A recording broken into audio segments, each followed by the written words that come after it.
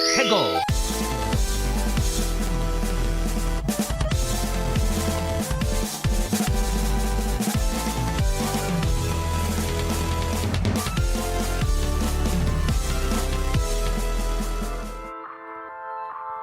Hey, how's it going, folks? It's me. We're live and we're here with the Ferret 64 podcast.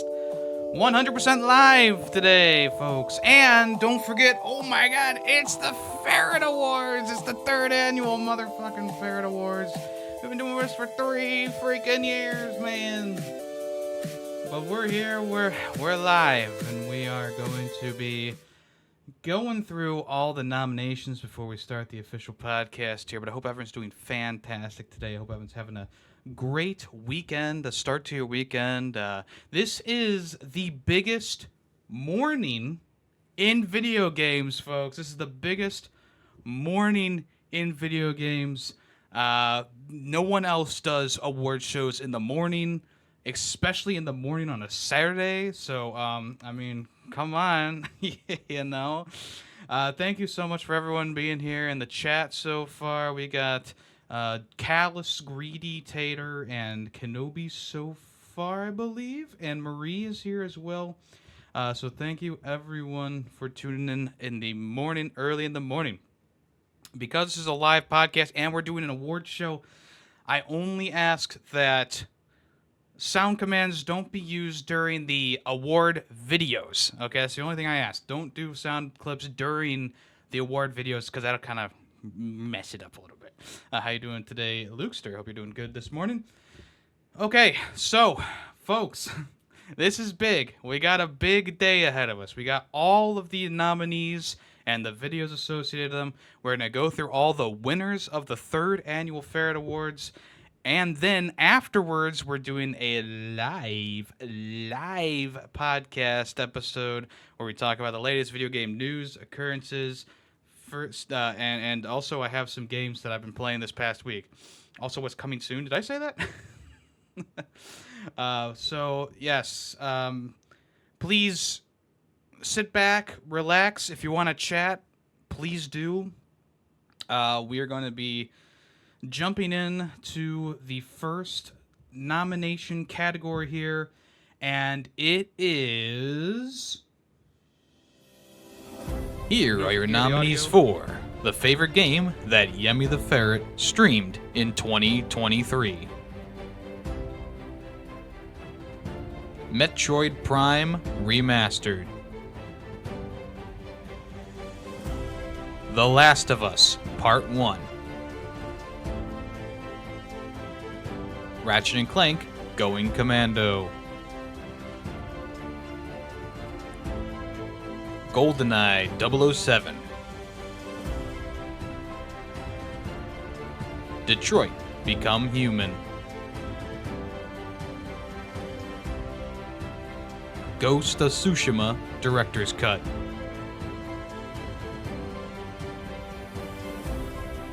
Burnout 3 Takedown. God Hand. Call of Duty Modern Warfare 2019.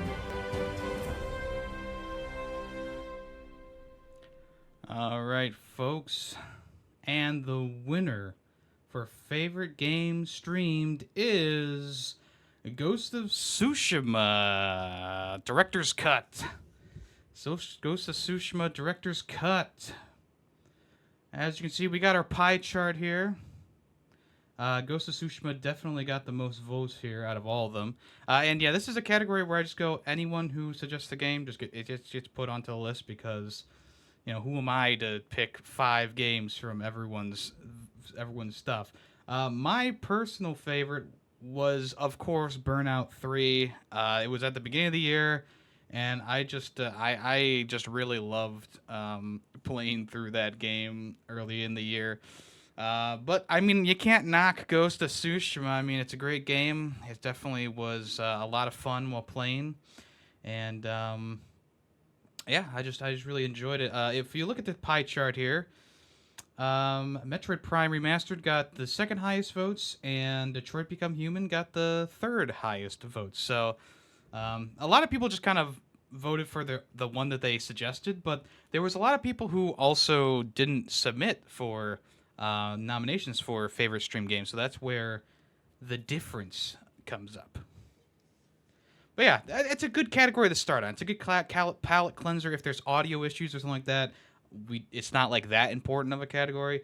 But now we get into a category that is a personal favorite of mine, and that is... Hey everyone, I'm Kane Plays Games, a variety Twitch streamer, YouTuber, and TikTok creator who's also an aspiring voice actor and author, and today we're here to celebrate those games that we just keep on playing even if our backlog tells us we probably shouldn't. Yes, it's time for the Still Playing Award, and your nominations are... Final Fantasy XIV, Mario Kart 8 Deluxe, Plate Up,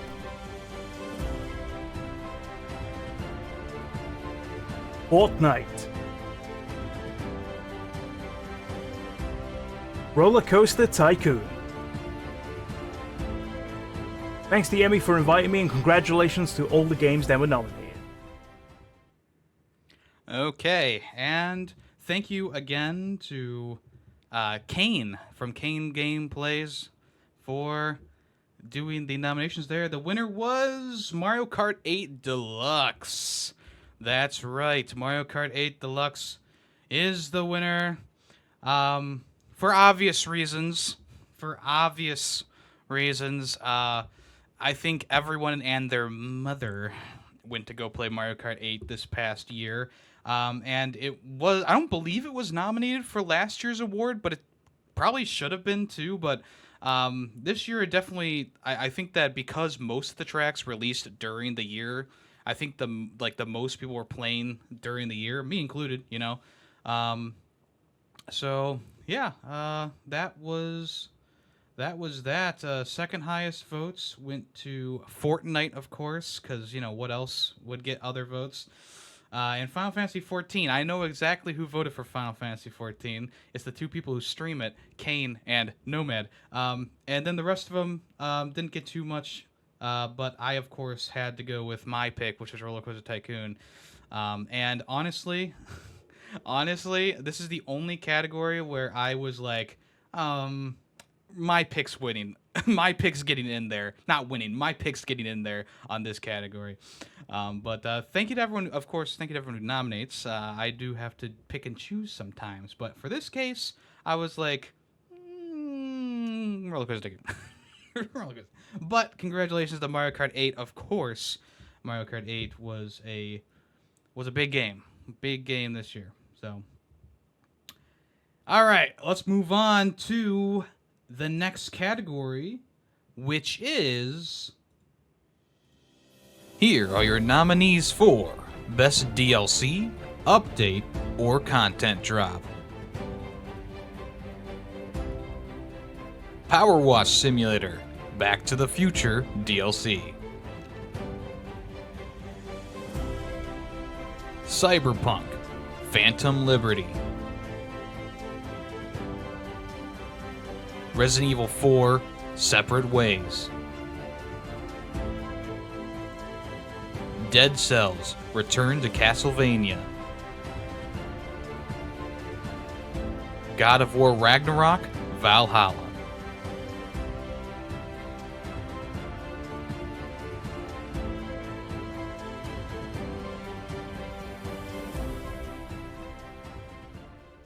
Okay, and the winner is by a landslide. It's God of War Valhalla, God of War Ragnarok Valhalla DLC. A landslide win here. I would say more than half the votes went to God of War Valhalla for good reason. It's a damn good free update for the game. Okay, it's a damn good free update. And if you haven't played it yet, this is your sign to go and play that. It's free. Thank you, Greedy. It's free. Other than that, obviously, Resident Evil 4 Separate Ways had some motion, and the Cyberpunk Phantom Liberty, which, of course, you kind of go like, okay, well, out of these three picks, I would still like, I haven't played Phantom Liberty, but I would still choose Valhalla over everything else, honestly. Yeah,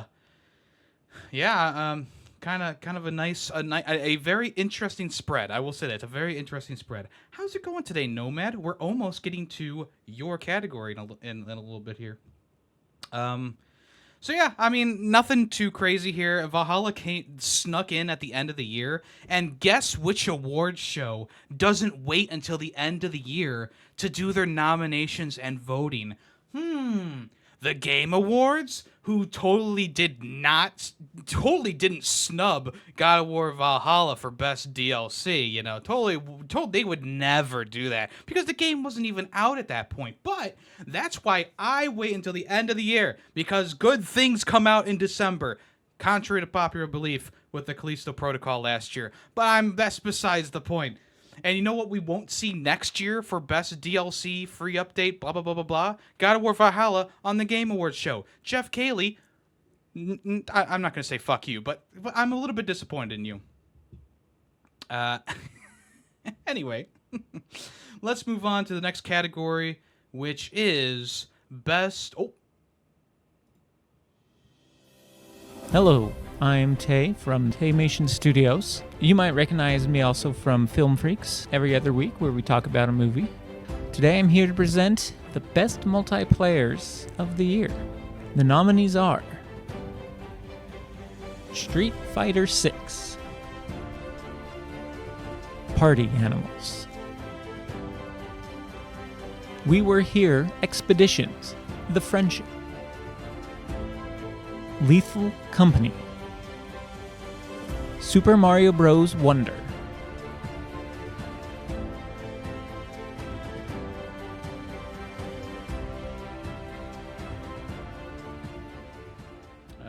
Okay, and yes, thank you to Taymation Studios for doing the nominations for this one, and the winner is Lethal Company for best multiplayer. Lethal Company.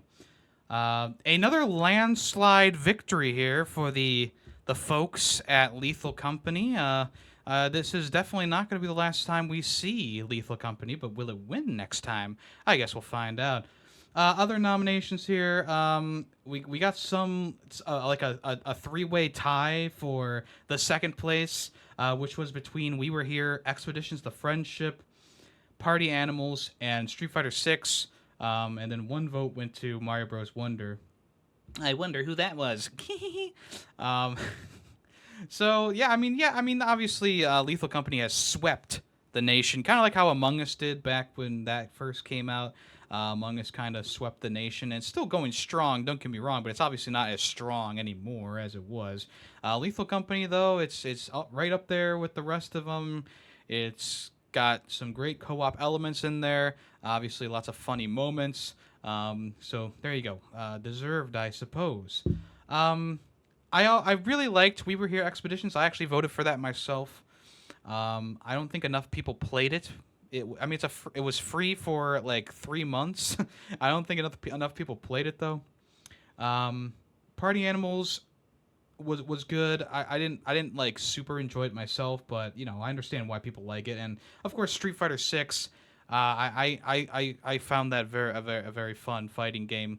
Better than Mortal Kombat 1, but kind of on the same level in some ways too. But there you go. Best multiplayer game. Once again, thank you to Tay for doing the best multiplayer category for me. Next up, we got this category. Hello, my name is Gritty Waffles, and I am lifelong friends with YemmytheFerret, as well as veteran video gamer and football guru as well. Today I am here to present to you most unique experience games of 2023 in the Ferret Awards. The nominees for most unique experience are Baldur's Gate 3, Meet Your Maker, Alan Wake 2, Dredge, and Bomb Rush Cyberpunk.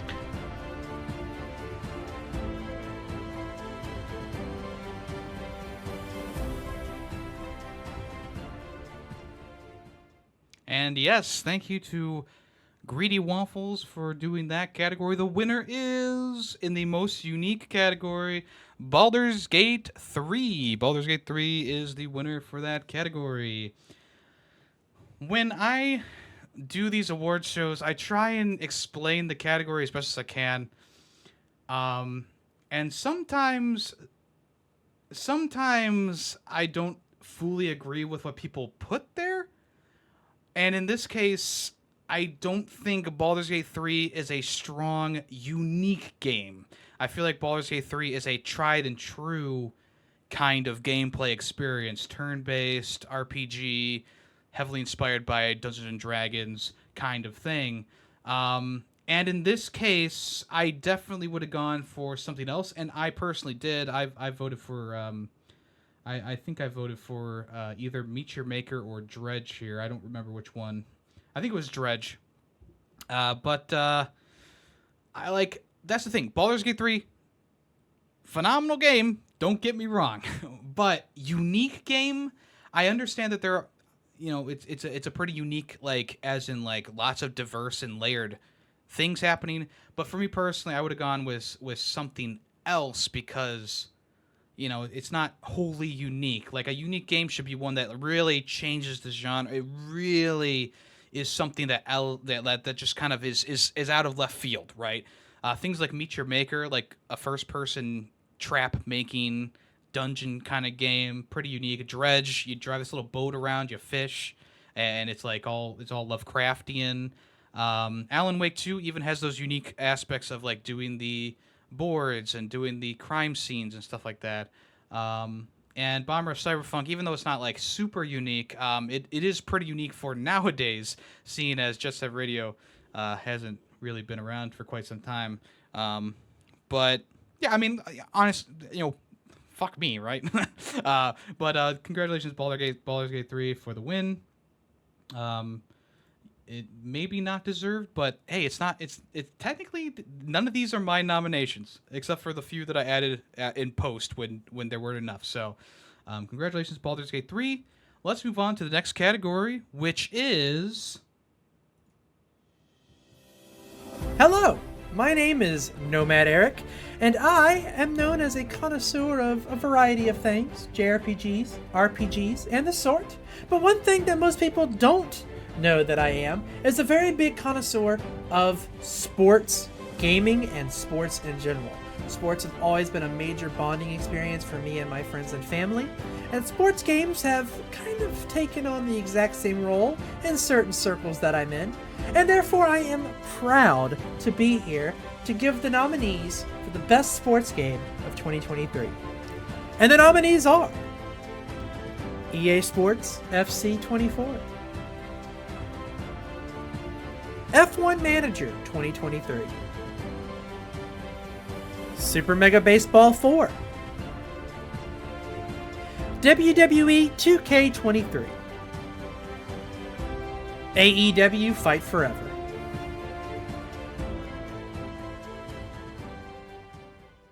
All right. And another landslide, I would say, goes to WWE 2K23.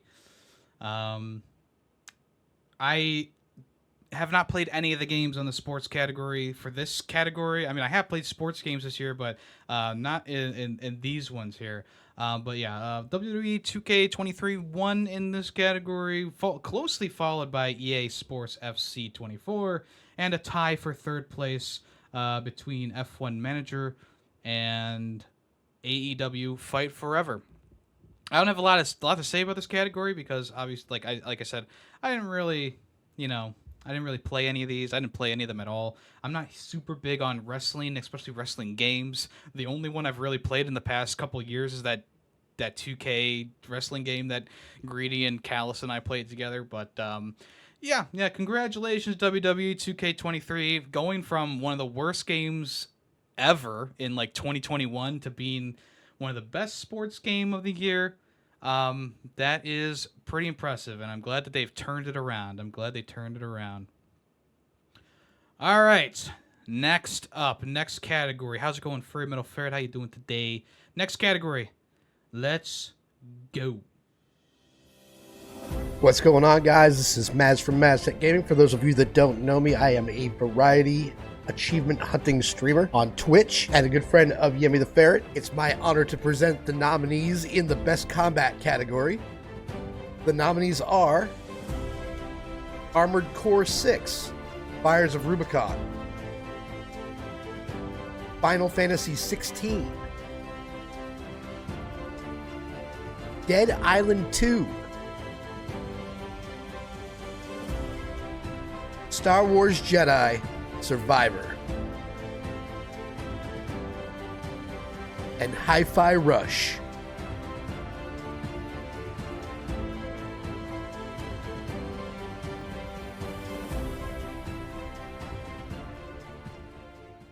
All right. Thank you to MazTech Gaming for doing that category. And the winner is, by another kind of landslide, Star Wars Jedi Survivor. Hey, what's up, Kane?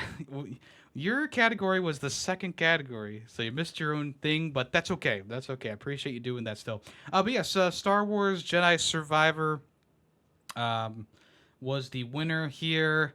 Closely followed by Final Fantasy and Armored Core 6: Fires of Rubicon. And yeah, I mean, out of all the categories, Jedi Survivor. I'm sorry, out of all the nominations, Jedi Survivor does have a pretty good combat system. I think that's one of the things I really praised the game for. You know, minus all the technical glitches and whatever, I think the combat in the game is very stellar. I think the multiple stances you can play around with, and you know, all the different force moves and stuff like that you can get, it really does elevate that game. I've been playing a lot of Final Fantasy 16 these past few days, actually for the past like week now, trying to get that done. I'm about halfway through at this point, maybe a little bit more than halfway through, and the combat is good. Hasn't like wowed me, you know. Like there are segments that do wow me, don't get me wrong, but they're a bit far and in between.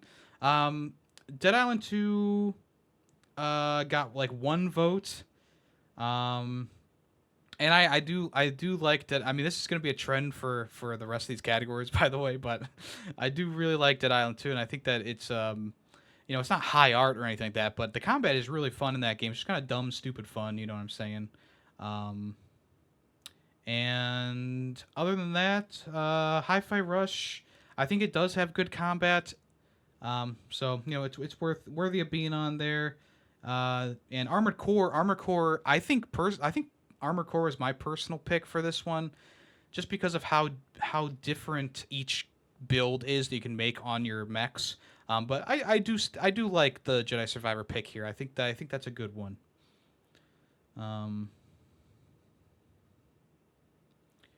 All right. Let's go ahead and move on to the next one, which is... Here are the nominees for The Game That Left You Speechless. Hi-Fi Rush, Final Fantasy 16, Marvel's Spider-Man 2, RoboCop Rogue City, The Talos Principle 2.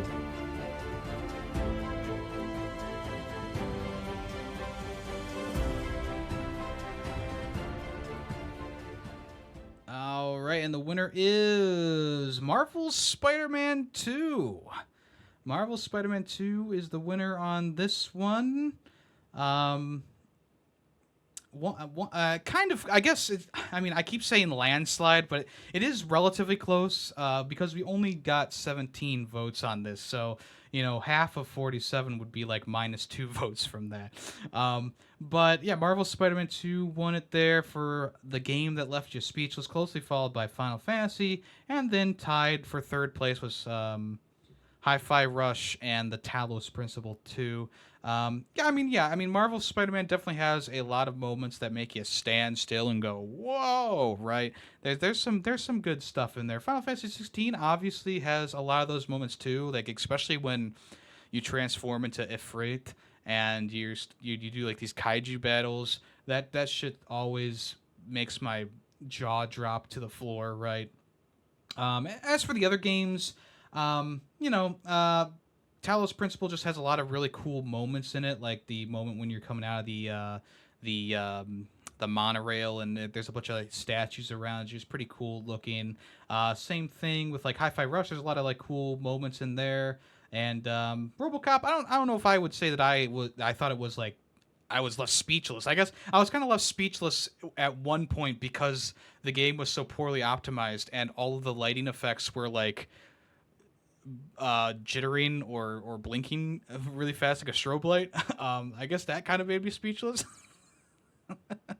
But yeah, congratulations, Spider-Man 2. Definitely not Spider-Man Poo. Eh? Alright, let's move on to the next one, which is... Here are the nominees for Best Gameplay. Hi-Fi Rush, Baldur's Gate 3,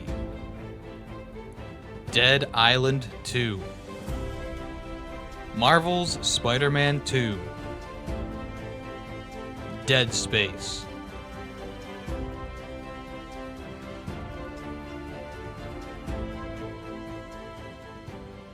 All right, and the winner is, for best gameplay, it was a close one, but Baldur's Gate 3 ended up taking the cake here. This one was a bit more of a close matchup, a bit of a more of a close matchup here between the rest of them. But yeah, Baldur's Gate ended up taking the cake here. Really closely followed by Spider-Man 2 and Dead Space right below that, with Hi-Fi Rush and Dead Island getting little slivers of the pumpkin pie.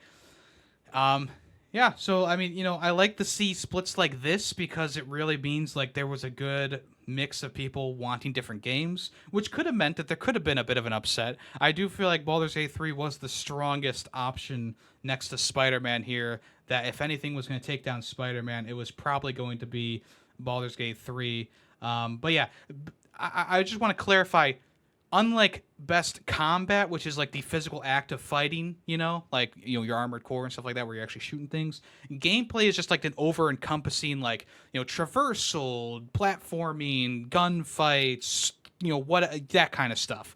The overall gameplay experience, I will say.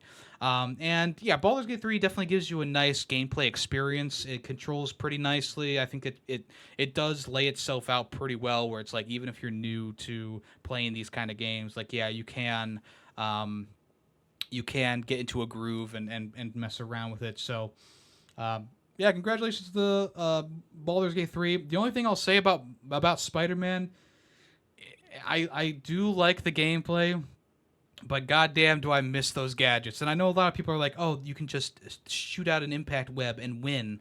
I understand, but using all those different gadgets was just so much fun in the first game. And I think Miles Morales did a pretty good job of like circumventing the gadgets for the Venom abilities, but yeah, that's the one thing I really do miss from Marvel Spider-Man 2 is just the multiple gadgets, not just the 4 base ones, which I hardly ever used in my playthrough. But there you go. That is best gameplay. Next up, we got...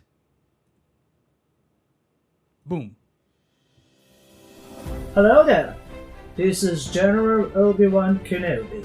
I like to outsmart my opponents in a battlefield, or discover an ancient temple, or a sieve via clues. I'm here to present Best Strategy Puzzle Game, and which the nominees are Cocoon, Ultimate Admiral Dreadnoughts, Pikmin 4, Humanity, The Talos Principle 2.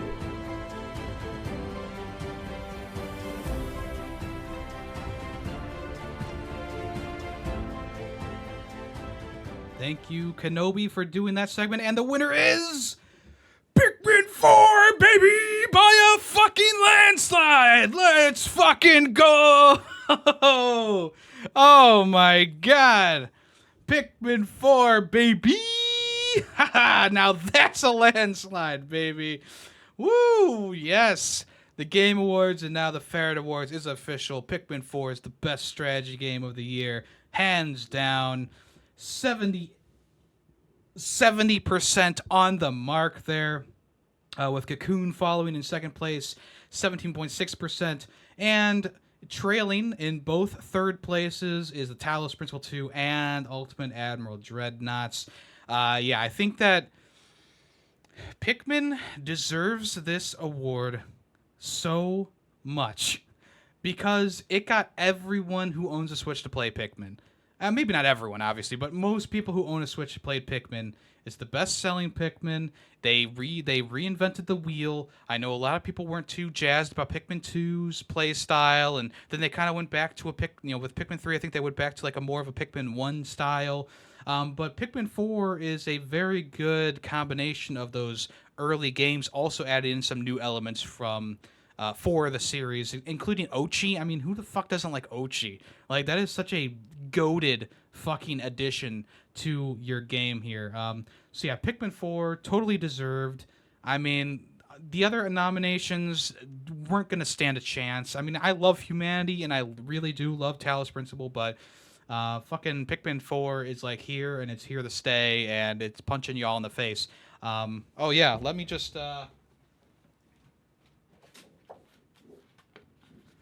Pikmin 4, baby! Pikmin 4, baby! Let's go. Let's fucking go. I totally did not steal that from GameStop. All right, next up, we have... Here are your nominees for Best Audio Design. The Legend of Zelda: Tears of the Kingdom. Dead Space. Final Fantasy 16. Meet Your Maker. Cocoon.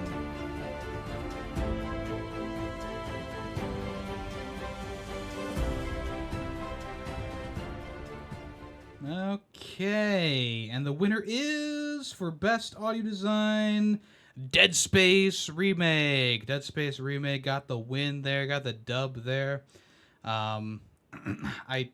Definitely deserves the win here.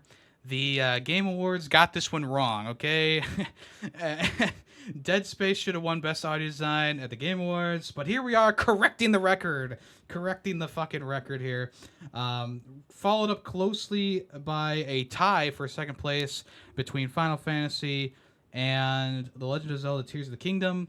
Both of them have fairly good audio design. I think that Legend of Zelda, they got like those horse hoof noises. They got lots of different enemy noises. Final Fantasy 16 kind of the same thing. Lots of different sound effects for different various enemies and various different terrain that you're walking on and stuff like that. Also, big powerful attacks have crazy bass boom on them, which is amazing. Cocoon, also surprisingly very good audio design for that game. I don't know if someone just put that on there because they didn't know what else to put, but Cocoon actually has very good audio design in there. If you haven't played that yet, like really cool, like digitalized kind of sound effects for different character noises and stuff like that. Very cool. And Meet Your Maker, honestly, too, has pretty good audio design. This is a pretty stacked category, but yeah, I mean, Dead Space Remake just takes the cake for this one. It's very, it's very crazy. Just really well done, really well done audio design there. From the crunch of your boots stomping on necromorphs to different ambient noises around there, just kind of keep you on the edge of your seat. So yeah, there you go. Dead Space takes the cake there. Congratulations. So, yeah. All right. Let's go ahead and move on to the next one. We got 2 categories here that are kind of similar. So sit back, relax, and enjoy the sounds of these next 2 categories. Hello, I'm Ray. You may also know me from this season of the Film Freaks podcast as Ray of Positivity, and I'm here to present Best Soundtrack. And the nominees are Hi-Fi Rush, Final Fantasy XVI, Goodbye Volcano High,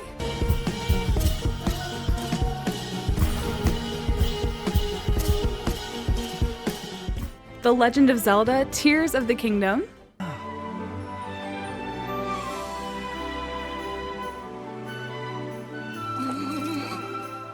and Baldur's Gate 3.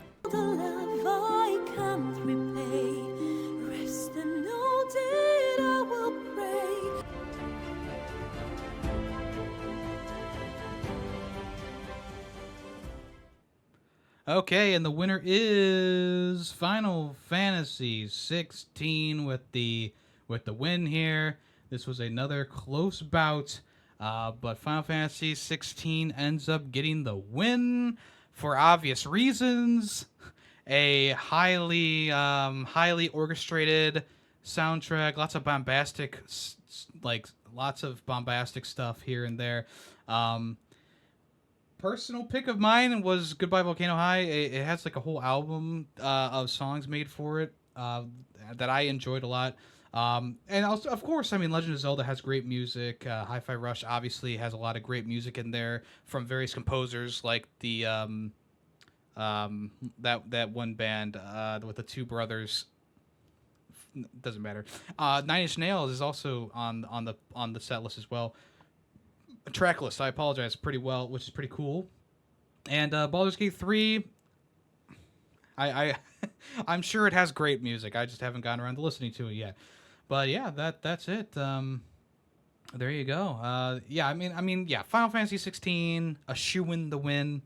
But it was close. It was fairly close between that and Hi-Fi Rush. So, congratulations, Final Fantasy 16. Yeah, take another dub.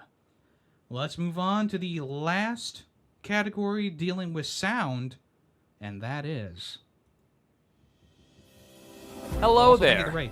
I'm Squidaddy, YemmytheFerret's favorite toxic chatter, and I'm here to present the Best Single Song from a Video Game Soundtrack Award. And the nominees are The Beacon from Hi-Fi Rush,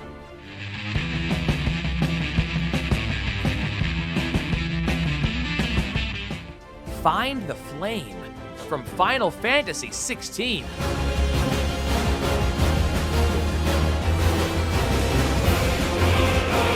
The Storm Calls for You from Sea of Stars,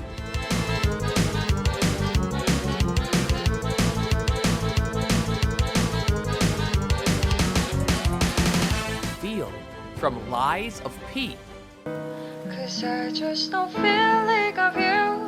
Give it to me, baby. and Herald of Darkness from Alan Wake 2.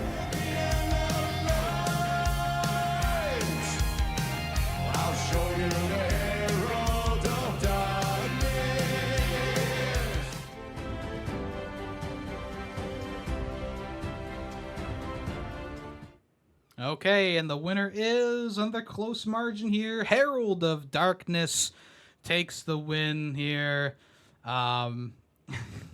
Obviously, one of the standout levels of the year in any video game, but also a standout song for this year in general. It's just a very fun, kind of 80s metal kind of sound and song. It's a very fun sequence, and that all, obviously all that together props it up as being one of the best songs for this year.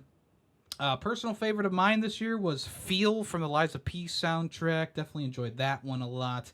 And we have a pretty nice spread here. I mean, there's a three-way tie between second place, between Find the Flame, The Storm Calls for You, and The Beacon. Yeah, pretty nice spread here, pretty nice pizza pie. But yeah, Herald of Darkness, I kind of saw that winning from the start, but yeah, all these songs are good, and there's also other songs that I wish could have made it on here, but we only got 5 categories, and you gotta pick and choose sometimes. But congratulations, Herald of Darkness, definitely deserved. Let's move on. Oh, also, thank you to Ray for doing the best soundtrack. I forgot to say that. And also, thank you to Squid Daddy for doing best song. Thank you so much. Love that.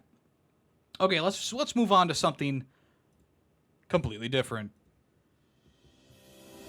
Here are the nominees for Best Platformer.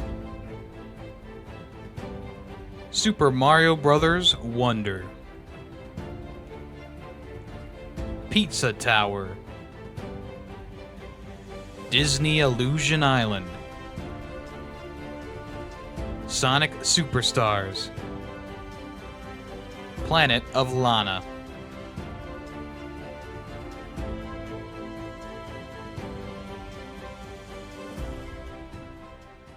Okay. This one is pretty crazy, folks. I was expecting it to be this close between the 2 top ones, but the winner is Super Mario Brothers Wonder by only 1 vote, bringing it around town here. Pizza Tower put up quite the fight, but Super Mario Bros. Wonder ended up taking the cake, with Disney Illusion Island only having 1 vote in there as well for 3rd place. Yeah, I mean, I can't say I totally 100% agree with this, but I mean, Super Mario Bros. Wonder is a great game. It really is. Pizza Tower is also very good as well. We actually brought in the developers for the game to give a speech if they won, but now they're being escorted off the premises.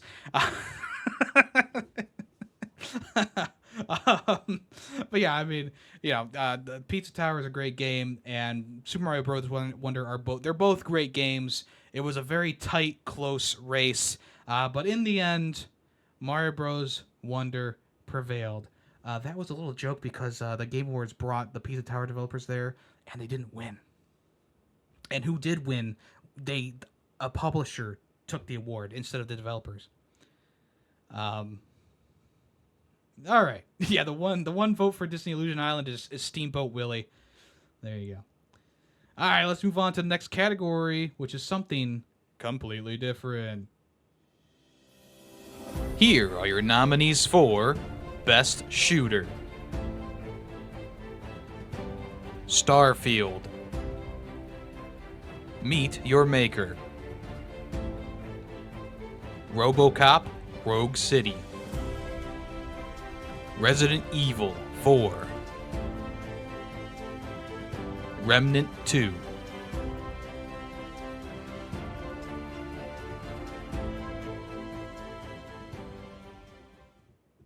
Okay, the winner is by a landslide, Resident Evil 4 Remake.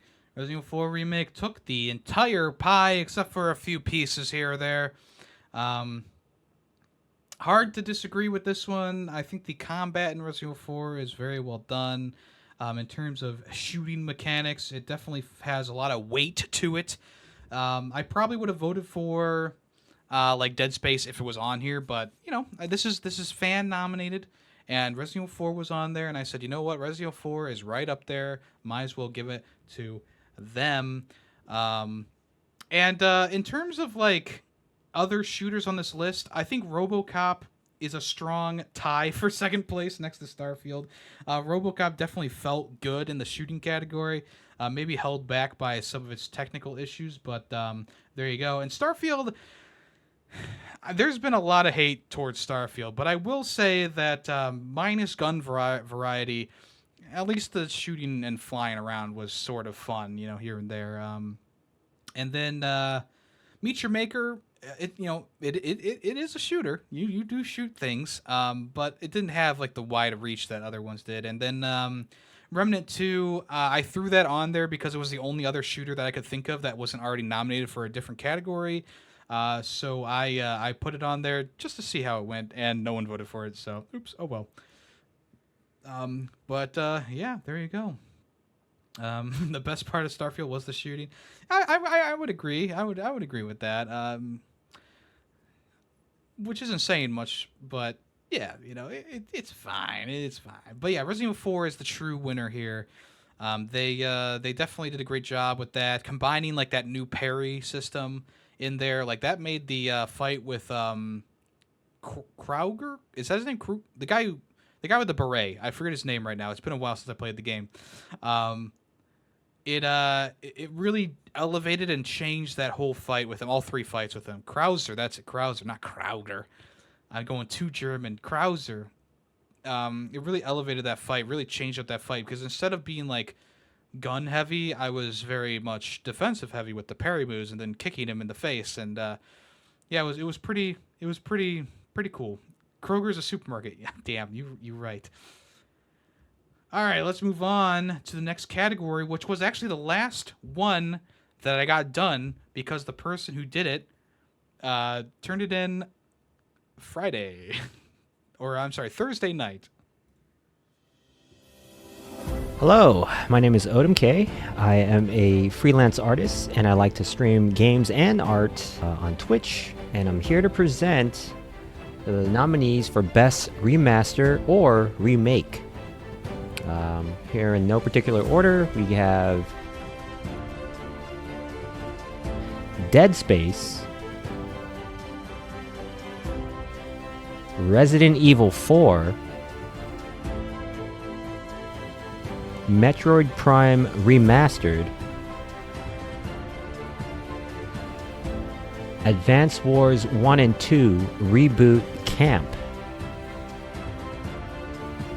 and System Shock.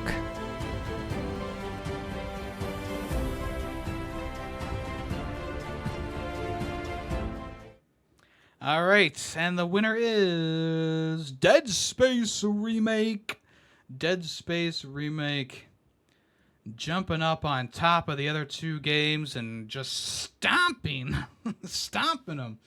Yeah, Dead Space Remake, I had the opinion that it was better than Resident Evil 4 Remake, and I guess a lot of other people did as well because Dead Space Remake ended up coming out on top. Resident Evil 4, great game. Great game, okay? Great game, but just not as good as Dead Space, in my opinion. Also on the list here with a tie is Metroid Prime Remaster, which I will say, very good. One of the only games from 2023 that I streamed. I tend not to stream brand new games, but I felt like, yeah, Metroid Prime Remaster, it's technically not a new game. And then with one vote, we got Advance Wars 1+2 Reboot Camp, or 1 and 2 Reboot Camp. And then with no votes was the System Shock Remake, which was a surprisingly really good remake. The only problem is they didn't add any quality of life stuff to it, so you can kind of soft lock yourself out of stuff still. Yeah, there you go. But yeah, Dead Space, I mean, I've already talked about it a little bit, but it definitely was my favorite remake of the year, or remaster. I combined the two categories, and even though Resident Evil 4 is very good, there's some things that I was kind of wishing that they had added to it to make it maybe a little bit longer or something like that. But all in all, it is still a great time. They definitely fixed a lot of problems I have with the original Resident Evil 4 game, like all the fucking like quick time events and stuff like that. But yeah, it's I mean the fans have spoken, and Dead Space gets the win there. So yeah, there we go. All right, we're moving on. We're getting through these a little bit faster than I thought. Next up is another pretty popular category. Let's see what it is. Hi, this is the Well-Read Mage, author, streamer, and founder and producer of thepixels.com and MageCast podcast. I'm delighted to present Best RPG or JRPG. And the nominees are Baldur's Gate 3, Final Fantasy 16, Lies of P, Octopath Traveler 2, and Sea of Stars.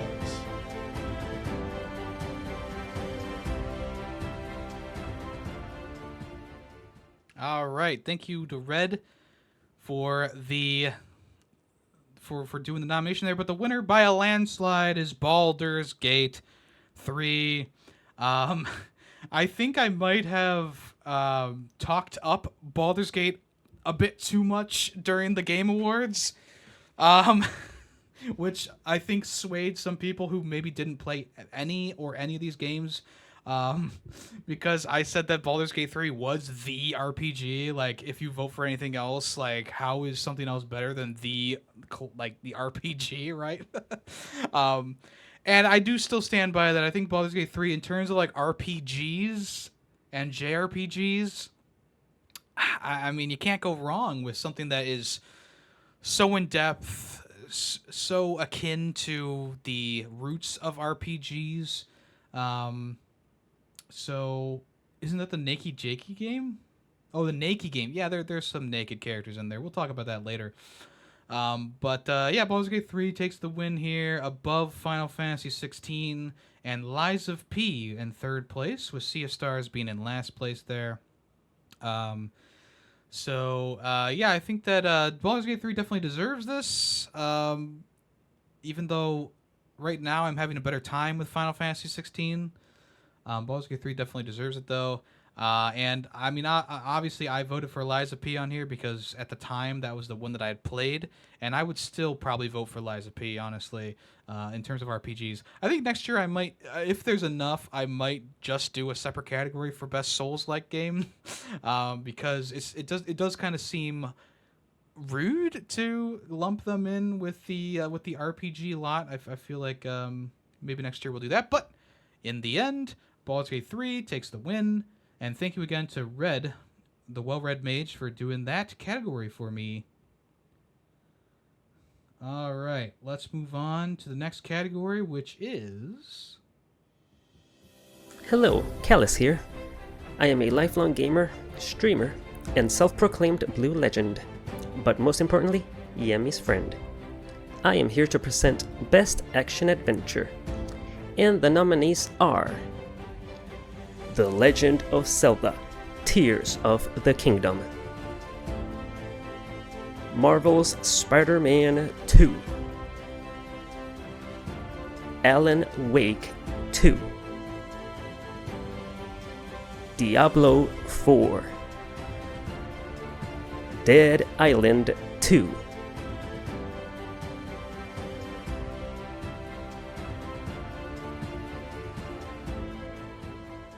and the winner is another close margin here, but the winner is The Legend of Zelda: Tears of the Kingdom, closely followed by Alan Wake 2. Alan Wake 2. I accidentally, I guess, hovered my mouse over the screenshots, so I apologize about that. But Tears of the Kingdom did end up winning action adventure here.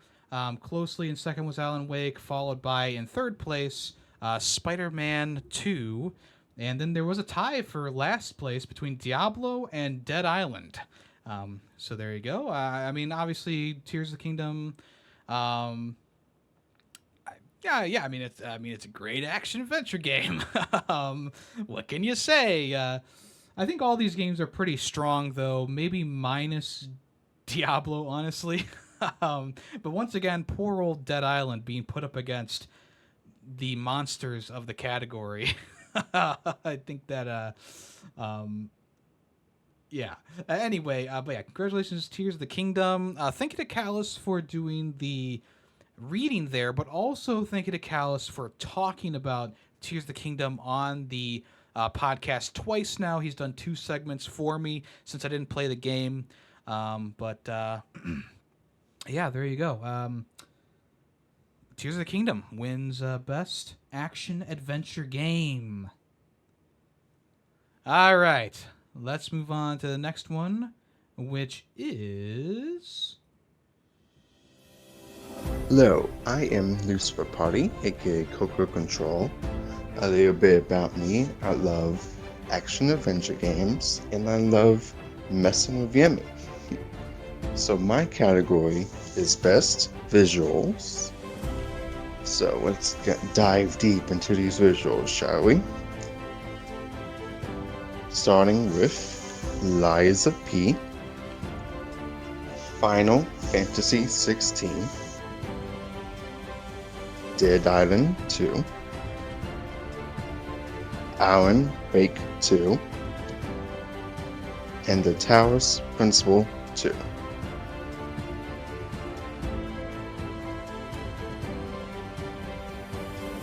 Okay. This one's a bit of a surprise. It's Lies of P taking it for best visuals and graphics. Oh my god, I tell you what, folks, what a close battle this one was. Also, thank you to Coco, aka Lucifer Party, or Demonic Lucy. I don't know what she goes by nowadays, but yeah, thank you again for doing that one. Lies of P taking an unexpected win here, and I gotta say, I totally agree. Lies of P definitely had a very great visual style to it. Very, very nice graphics. Final Fantasy 16 and Alan Wake 2 tied at the end of the day for best visuals, best graphics there. And yeah, I mean, this is a bit of an upset win. I think that people were expecting Final Fantasy 16 to win this one, and I do agree, it is a very nice looking game, but when you go through the environments of Lies of P, you'll understand why Lies of P definitely deserves this one. Also, like all the different special effects as well. It's not as muddled as Final Fantasy 16 makes the screen sometimes. That's just my opinion. Dead Island 2, yep, once again up against some great competition. I think the one thing that Dead Island 2 strived with was the graphics, because it's a very good looking game.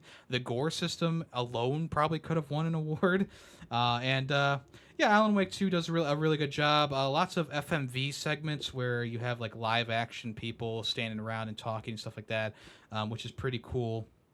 I actually was having some problems with the graphics. I think I was playing on performance mode, but stuff didn't really look that great sometimes, which is why I didn't put a vote for Alan Wake 2. And the Talos Principle, I put that one in here myself because in terms of graphics, like, damn, it's got some good graphics. But congratulations to Lies of P. It pretty much our sole unexpected win so far. Let's see if there's another unexpected win in the next category. And thank you once again to Coco for doing that category for us. Anyway, next up, here we go.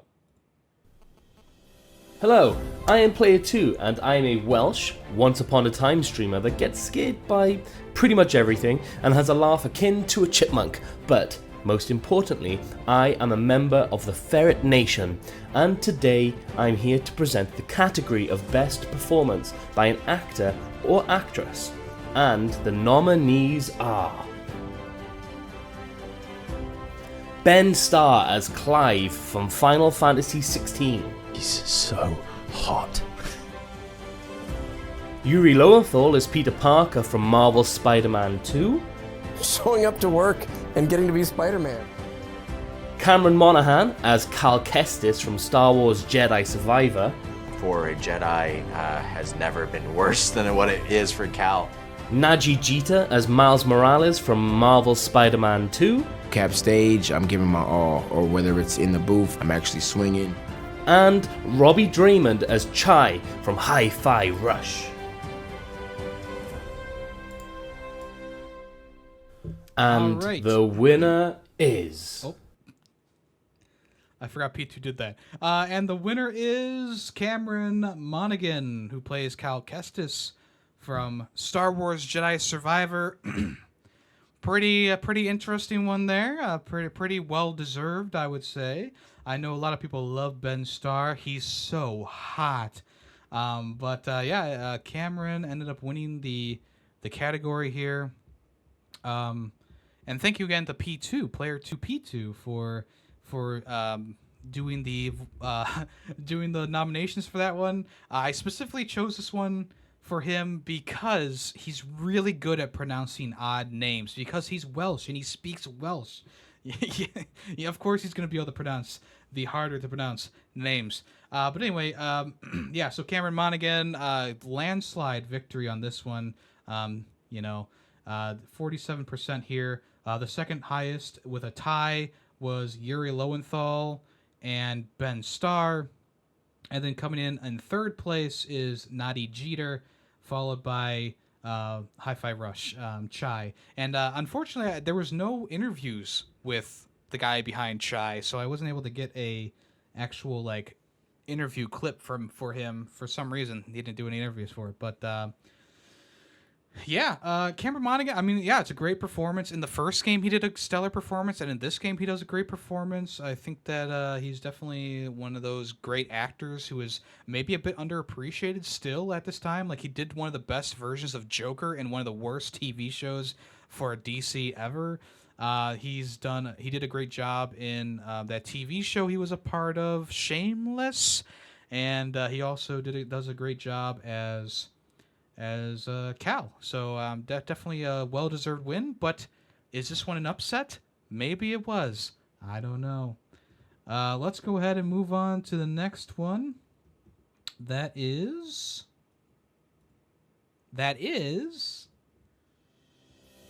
Hello, I am 920, and I am your friendly neighborhood stoner.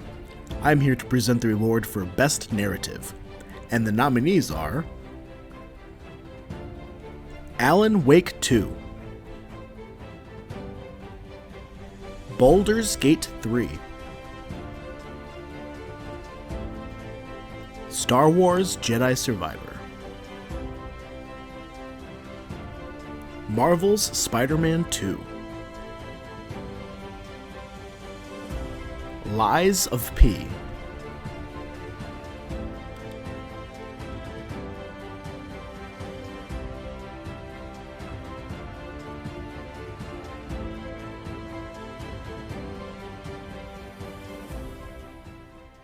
All right, and the winner is Alan Wake 2, another landslide victory, and a first victory for Alan Wake 2 today. Thank you to 92 Oso for doing the nominations for that one. He was actually the first person to give me their nominations, so there you go. Also on the list here, I mean, a very good, very, very strong category.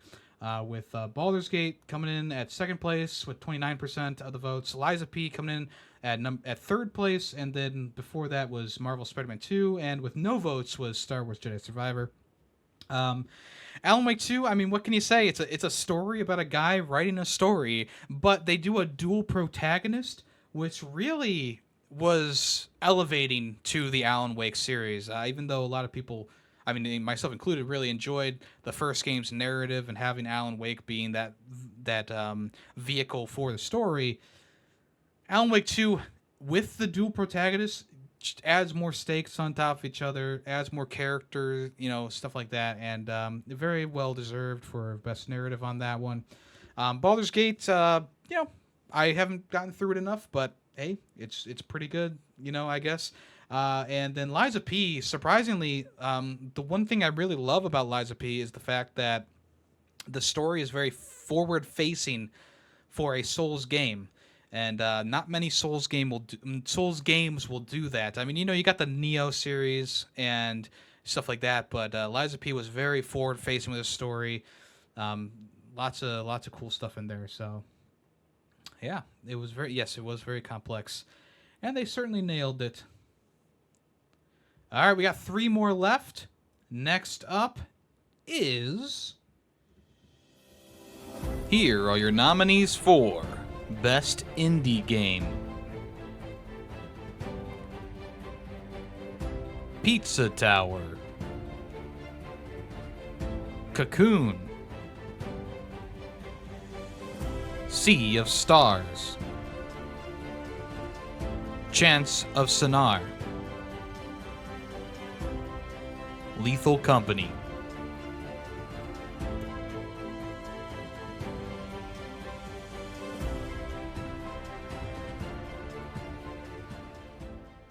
All right, and the winner is Lethal Company with an astounding 47.1%, followed by Pizza Tower and Sea of Stars. Yeah, this one is very shocking. I'm even wearing my Pizza Tower shirt today. We actually brought back the Pizza Tower developers indie team. We'll just lead them out again. No need for them to come on. Yeah, this one's very surprising to me. I know Lethal Company is very big right now. It could possibly be recency bias for this one taking over Pizza Tower, because I do believe that Pizza Tower, in terms of indie development studios and indie games, is definitely probably the best indie game this year. But Lethal Company, I mean, you got the dub, and what else could you ask for? How's it going today, Hollow? But yeah, I personally, I think that I definitely think that Pizza Tower probably should have won this one. If not the platformer one, then it definitely should have won this one. But I understand Lethal Company, it's huge right now. There's so many fans of it coming out of the woodwork, who are discovering the game, and I understand why it won. But once again, I will reiterate, I think this one's recency bias. If we look at Lethal Company against the rest of these games in a vacuum 5 years from now, I don't know if people would vote for Lethal Company still. But that being said, congratulations to Lethal Company. There you go. 2 more categories, and this one's a doozy. Let's go. Here are your nominees for Worst Game of the Year. The Lord of the Rings, Gollum. Skull Island, Rise of Kong. The Walking Dead, Destinies. Call of Duty Modern Warfare 3. Redfall.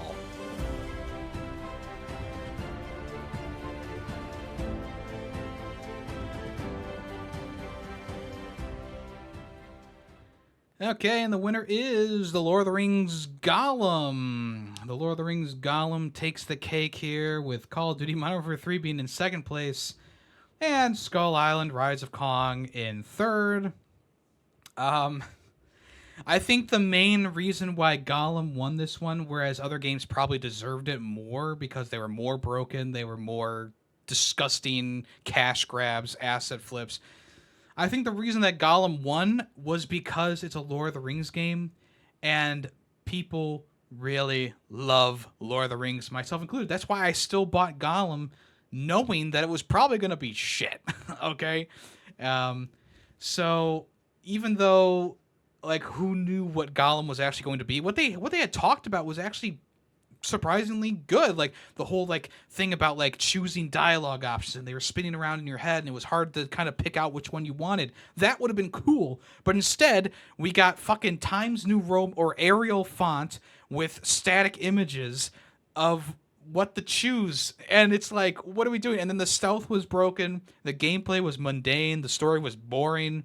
It started to look a little bit better in the second half because there was more colors, but in the end, I do agree that it is probably the worst game that came out this year in terms of, like, how many people bought it, in terms of how big the franchise is. I think Lord of the Rings, being a Lord of the Rings game, and being from a developer who is known for their great story-rich games, it was definitely probably the biggest letdown of the year. And then after that, I mean, Kong Skull Island, I mean, who was really excited for that, and who really thought that was going to be good? The Walking Dead Destinies is... I'm waiting for a sale for like $5 for that game to play through it, because as a person who watched the first three seasons and only 4 seasons of The Walking Dead, it definitely is intriguing, I guess. And then Call of Duty, having this be on here is a bit awkward, I will admit, because it doesn't run bad, it doesn't look bad, it doesn't sound bad, it doesn't play bad. But it was just like one of those games. It's like, yeah, it kind of deserves to be on here because it really is just that $70 DLC bullshit, and it was definitely a cash grab by the Activision CEO to get some more money before he was kicked out. And I stand by that theory, and it is only a theory, but I stand by that theory that I presented in Ferret 64, that he pushed the game outwards to get a last paycheck before he leaves. And then also on here was Redfall, one of the most disappointing games to come out this year, I would say, because it's from a well-established studio who does really good stealth action games with like Dishonored and stuff like that, Deathloop. And Redfall was just a broken, buggy, unpolished mess. Barely ran at 30 frames a second. I'm sorry, 20 frames a second on the Series S. Just a very, very annoying thing.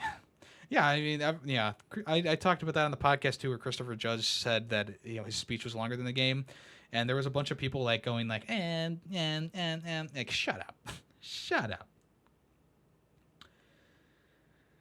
Okay, folks, it's the last category, the game of the year.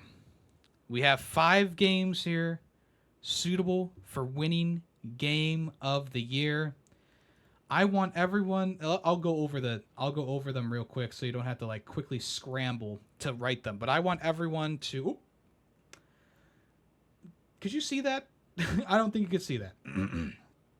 I want everyone to write down what they think won. We have Legend of Zelda: Tears of the Kingdom, Marvel Spider-Man 2, Baldur's Gate 3, Star Wars Jedi Survivor, and Alan Wake 2. Write in the chat right now what you think it's going to be.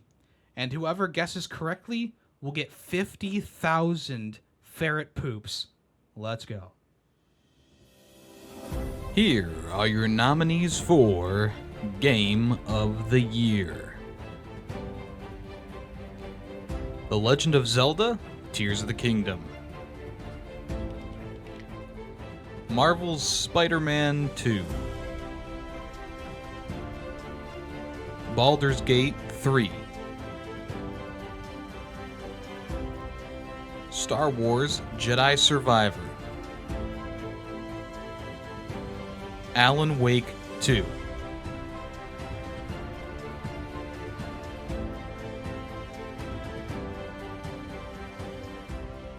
And the game of the year is, by the closest margin we've had yet, Marvel's Spider-Man 2 takes it just barely by 1 vote over Baldur's Gate 3, followed by a tie for 3rd place between The Legend of Zelda and Alan Wake 2. That was not expected. I will say that it was not expected, but the Marvel Spider-Man gang came out in full force, and they said, we're voting for this one 5 times instead of 4 or 3 times. Baldur's Gate, sorry. This is all fan voted. If you don't agree with something that happened today, next year, join in on the nominations, join in on the voting, get your friends to join on the voting. I don't care. We had 17 votes this year, or 17 people voting this year, which is a pretty good amount, better than last year, but still not enough people. We need more people for this, baby. Yeah, Marvel's Spider-Man 2 takes the win here. Personally, I don't agree with the pick, but I accept the rules of democracy, and here we are with Marvel Spider-Man 2 taking the win here. I mean, it's a great game, don't get me wrong. It has a nice storyline, has some very good graphics, has a great soundtrack, has some really good moments in it. The one thing that I really was disappointed with Marvel Spider-Man 2, which I talked about in my review, is the boss fights are just so bland. There's like 3 health bars for these bosses, and nothing changes between the 3 health bars. It's unfortunate. If there was better boss fights in there, I probably would have the game higher on my top 10 list. But yeah, that's the thing though. Baldur's Gate 3, I felt like probably would have won any other day, but Spider-Man takes the cake here with Alan Wake and Zelda being a little bit lower. Now, at the beginning of the year, everyone thought it was going to be Tears of the Kingdom, right? And then Baldur's Gate came along, and that totally blew those predictions out of the water. And Star Wars Jedi Survivor, unfortunately, did not get any votes. But I also don't believe it deserves any with the state that it launched in. It was just one of those things that I would say was a big deterrent for me personally. Like, when I played the game, I know they fixed it now, but when I played the game, I mean, I couldn't get 10 frames a second in the open world area that you on that planet that you go to. The pop-in was egregious. The graphics were all clay-like until they fully loaded in. Like, I had rendering issues. I had glitches and crashes, and it just, like, the game's great, but fuck me, just give that another month or so to cook. Like, you don't have to push it out. Oh my goodness. But yeah. Congratulations to Marvel's Spider-Man. Final Fantasy 16 should have had a nomination in the Game Awards. Yeah, probably should have, really. But they put Mario Wonder on there, which yeah, that is kind of weird. I mean, I know it's a great game. Like I you know, it's a great game, but putting Mario Bros. Wonder up against those other giant games it's kind of crazy. And yeah, if there's a game on here that you thought should have been Game of the Year, there was a nomination form available for almost a month.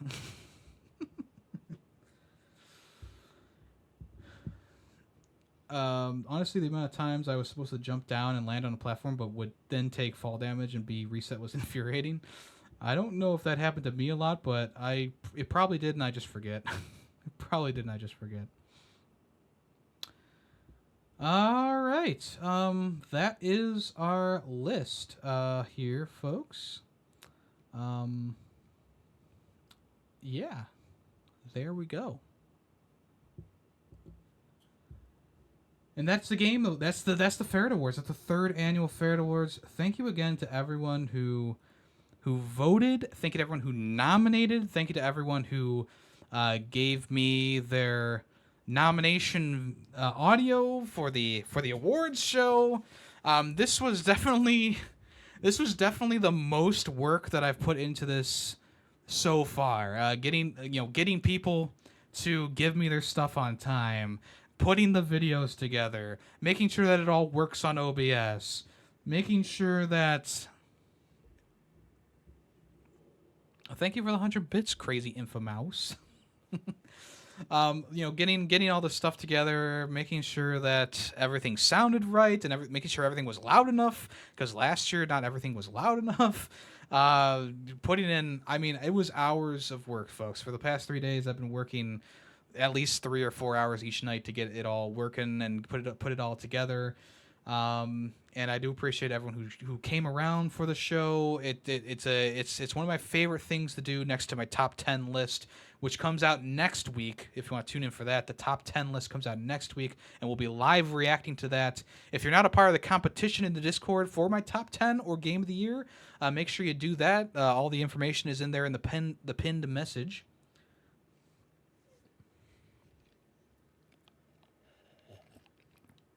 Thank you so much.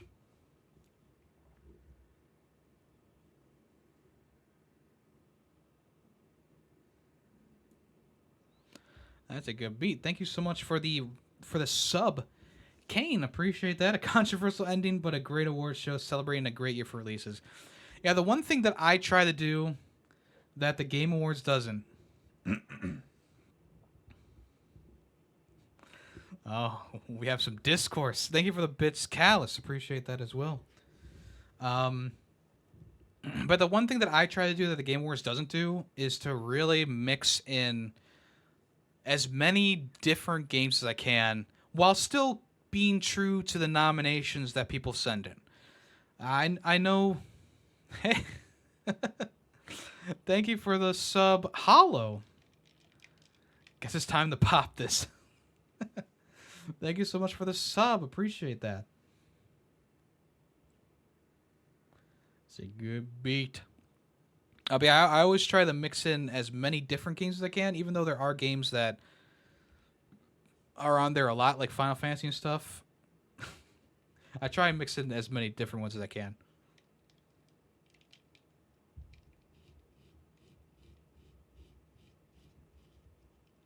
Rough start. Thank you for the 100 bits. Greedy. Thank you so much.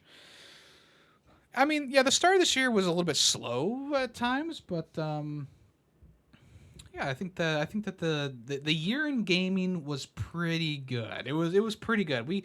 I think at the same time it was also a very weird time for gaming, because unlike Jeff Cayley, I'm going to talk about it right now, that the state of the video game development community is in a bad place. A lot of studios are being shut down. A lot of people are losing their jobs. Thousands of people being laid off by these big corporations who are buying up IPs but then don't have enough money to support their workforce to work on these games.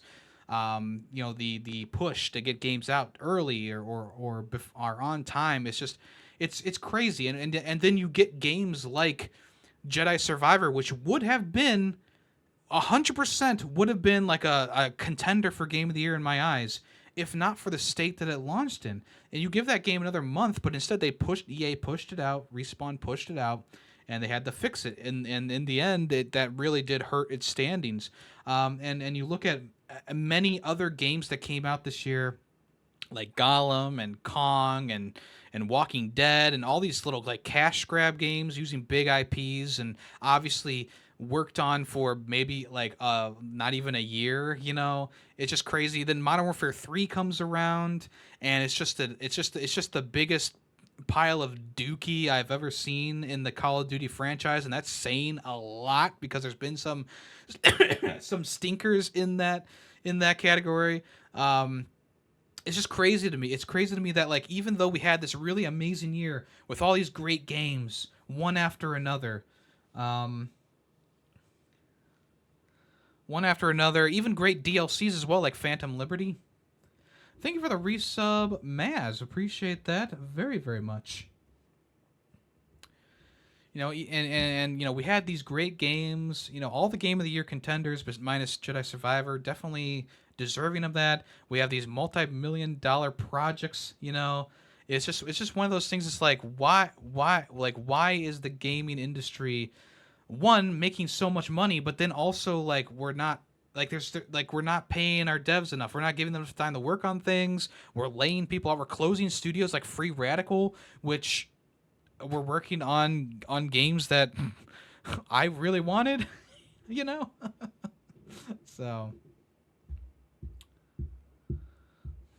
but Nomad, that's the thing. Spider-Man 2 didn't come out in a state of disarray. I mean, I think the game crashed once or twice on me throughout my playthrough. Like the problem is that when you push out a game that's unfinished, I don't care about the budget for a game. Maybe gaming budgets are too large at this point because it's turning up the dial for how much they're costing, which is in turn, turning up the consequences if a game doesn't do good. But the problem really is that, one, these studios, they're laying off their workforces, they're laying off all these people, and then on top of that, they are releasing games and they're crunching their developers. And yeah, I mean, essentially in the end, the way that to solve this is for the development community to go on strike. But at this point, what can you do? Thank you for the gifted sub to Marie, and also thank you for the 500 bits. Maz, really do appreciate that. Holy smokes. So, how expensive was Survivor? Survivor was a $70 game.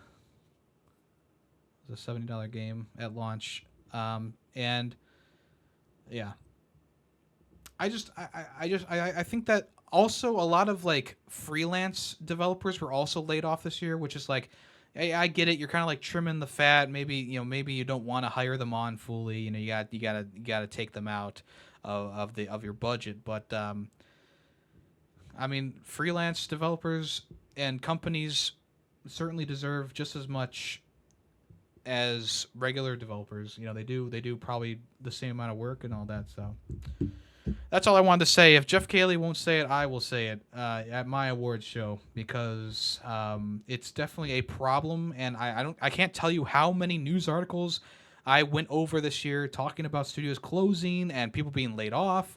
There was huge layoffs at Bungie, Free Radical shut down, plenty of development studios shut down. Dedalek Entertainment, they won't be developing games anymore. They're just publishing games at this point. So they laid off a bunch of people there.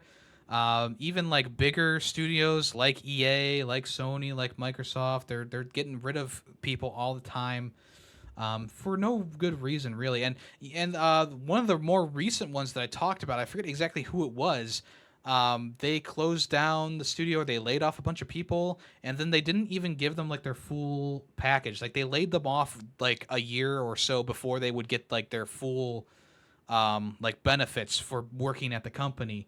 And that's also super scummy as well. So there you go.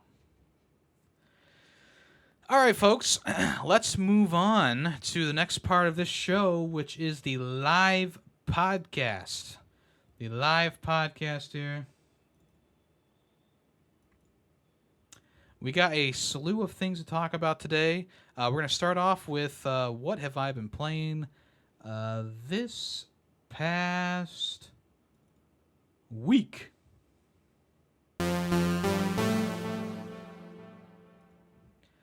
All right, so for games that I've been playing this past week, let me pull up some visuals for you guys. Just so you're not staring at the logo. Who did that? Thank you for the 1 bit. Thank you for the 1 bit. Thank you so much. Thank you for the hype train as well. Really do appreciate that. I just want gameplay. So, I finished some games this week that I've been working on for quite some time. We're still going. Hold on.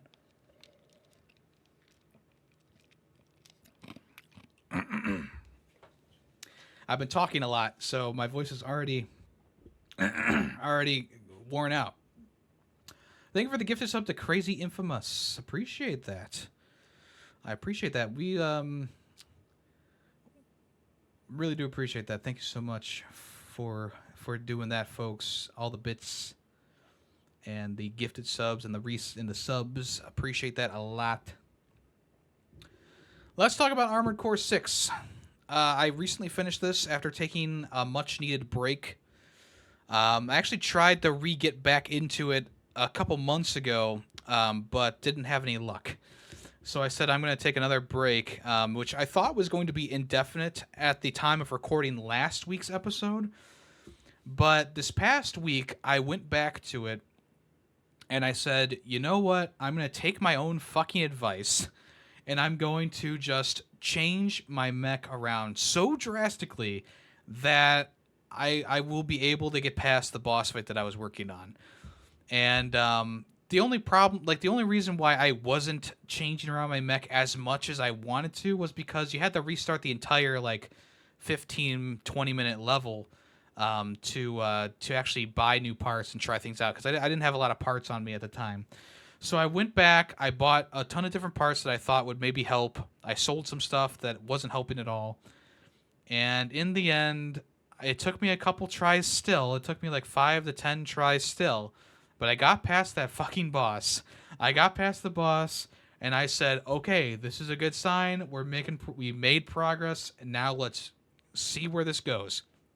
I was on Chapter 4 at that time. Chapter 4 out of 5? Or maybe it was 3 out of 5. I think it was 3 out of 5. And so, from then on, I kept all the parts that I had bought so I could keep really customizing my mech and continuing on with my work. And I essentially smashed through the game in about 2 to 3 days. That's not to say that I didn't have troubles, but I will say I am actually very proud of myself for just strapping on my boots, taking my own advice, and really, really getting down to it and beating this game. I did not think I was going to beat this game a couple months ago. I thought that I was stuck forever and I would never be able to get past the boss that I was on. But just like any other From Software game, Souls-like game, all these bosses do have tells. All the bosses do have patterns. And really getting down and learning those things is what's going to really take you through most of these fights. But also customizing your mech is going to be the big thing as well. And I know I preached that so much during my time talking about the game, but I was taking my own advice seriously. But for some reason, for that boss fight that I was stuck on, that kind of made me rethink life. I didn't have enough stuff on me. I was too complacent in my build. I thought it was too good to fail, and because of that, I banged my head against a wall for quite some time before eventually getting over that hump, getting over that hurdle. And like I said, that's not to say that I didn't have trouble in the rest of the chapters for the game, but it definitely once I started to embrace the different parts more, I started to get through the game a little bit quicker than I was expecting, which was great. And the game is still amazing. I think graphically it looks great. Gameplay wise, it's stellar. It's one of those games that just gives you the reins and says, hey, you can kind of do whatever you want. I mean, I know that there are like certain bosses that require certain things to make them easier, but you could just do what you want. You could just be like, oh, I just want to have a Gatling gun and a flamethrower and 2 rocket launchers. That's all I want, and a light build so I can dash around and whatever. This person is not doing a very good job of playing Armored Core. So you can do that thing, but obviously the biggest bit of advice you can give to anyone who's struggling with this game or anyone who wants to play this game is to really customize your mech, really get into a groove here. Hey, it's not a Yummy the Ferret stream without Randy barking. So I will say the final boss that I went against for my first playthrough was Ire, and that's a boss fight that made my soul leave my body. I was banging, like, I think it was either Callus was streaming New Year's Eve. Yes, Callus was streaming New Year's Eve, and I think wasn't Greedy streaming like before that. But I was fighting that boss since Callus started streaming, and I still had not beaten it by the time that Callus was done streaming and went to bed. And I was trying everything I could possibly think of to beat the boss. And the reason why the boss was so annoying was because she had a instant hit move where she zipped around to the back of your mech and just slashed you 3 times, which would take me down to low health almost immediately. And I tried slow builds, I tried quick builds, I tried super damage builds, I tried I tried everything I could possibly try to get past this fight. Have a good haircut, Greedy. But in the end, I had to set down my controller and go to bed. And I woke up in the morning more determined than ever to finish off Armored Core. And it was in that determination that I failed for about another hour. And then I finally had my luck. And not luck as in like, oh, the boss glitched, but luck as in I found a strategy that was pretty sound. There are several columns of pillars in the battlefield that if you stood between them, she couldn't rotate around you all the way, leaving her open to attacks every so often. So what I did is I attached my most powerful grenade launchers to the back of my mech, and I put on the pulse rifle, not the pulse rifle, the pulse shotgun that takes away shields really quickly. And what I did is I fired both my pulse shotguns at her at the same time to take her shield down as much as I could, and then I pelted her with the grenade launchers the next time that she was available, which allowed me to get enough damage to eventually take her down.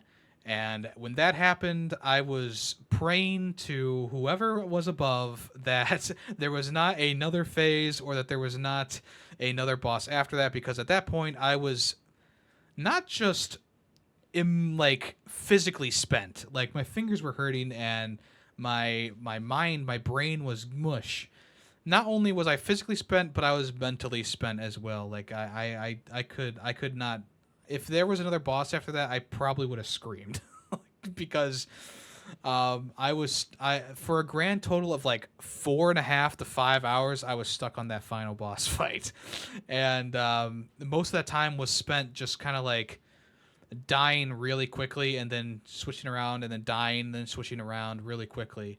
I did try like a melee build as well, which also just was not good. I died almost immediately. I ended up doing more of a tankish build. And yeah, when I found out that she couldn't like really track you as well when you're in the columns, that's when I took advantage of a little bit of cheese, I guess you would say, a little bit of cheese there, and I was able to get the win. But that was a very tough boss fight and kind of annoying at times too. And I know that there's 2 more endings that you can get, 2 more bosses you can get. At this point, I probably won't be playing through the game again right away, at least. Maybe not at all. But I really, I mean, up until that that chapter where I was stuck against that one boss fight, I was really enjoying myself. Like, I was making lots of progress and I was having a good time.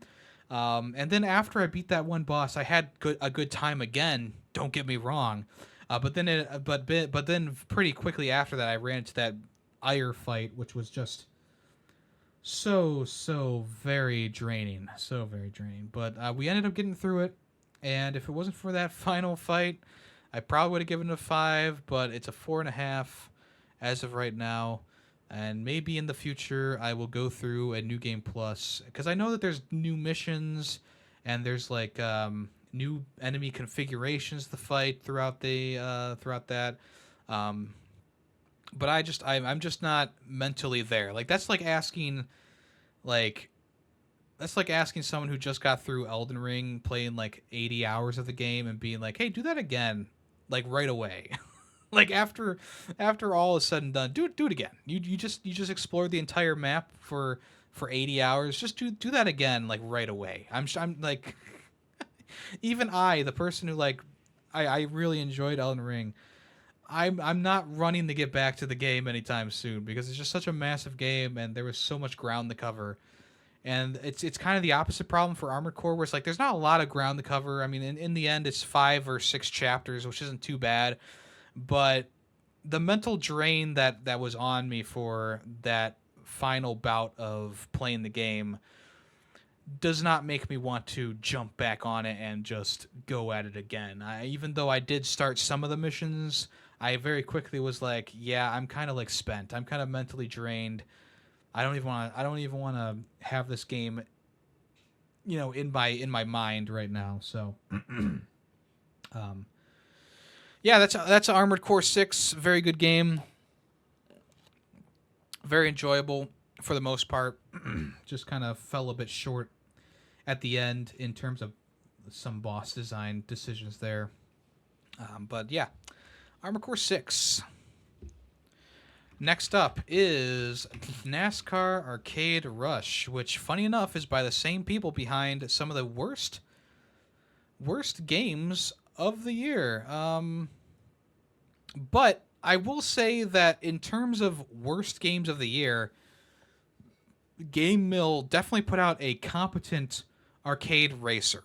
And I know I talked about this game a little bit earlier in the year, but I will say that there's actually some decent to good ideas in this racing game. Arcade racers are not everyone's cup of tea. I understand. I do like my fair share of arcade racers. As long as they have some interesting gameplay, they have drifting, whatever, I will probably play them for a while. I mean, Mario Kart 8, I've been playing that for several years at this point, right?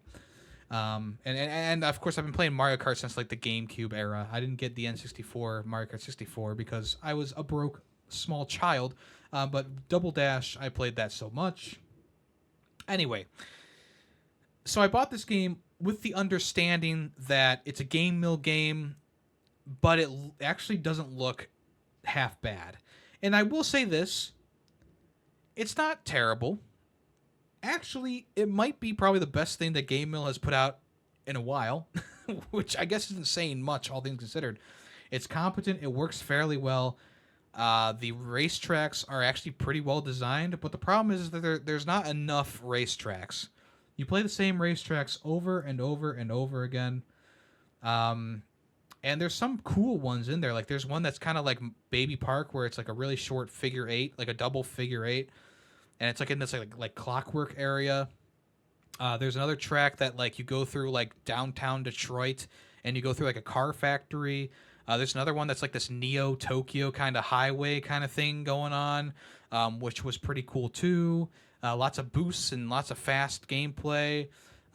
There's several courses that are just really well designed. There's some courses that are kind of like more of like a slog to get through.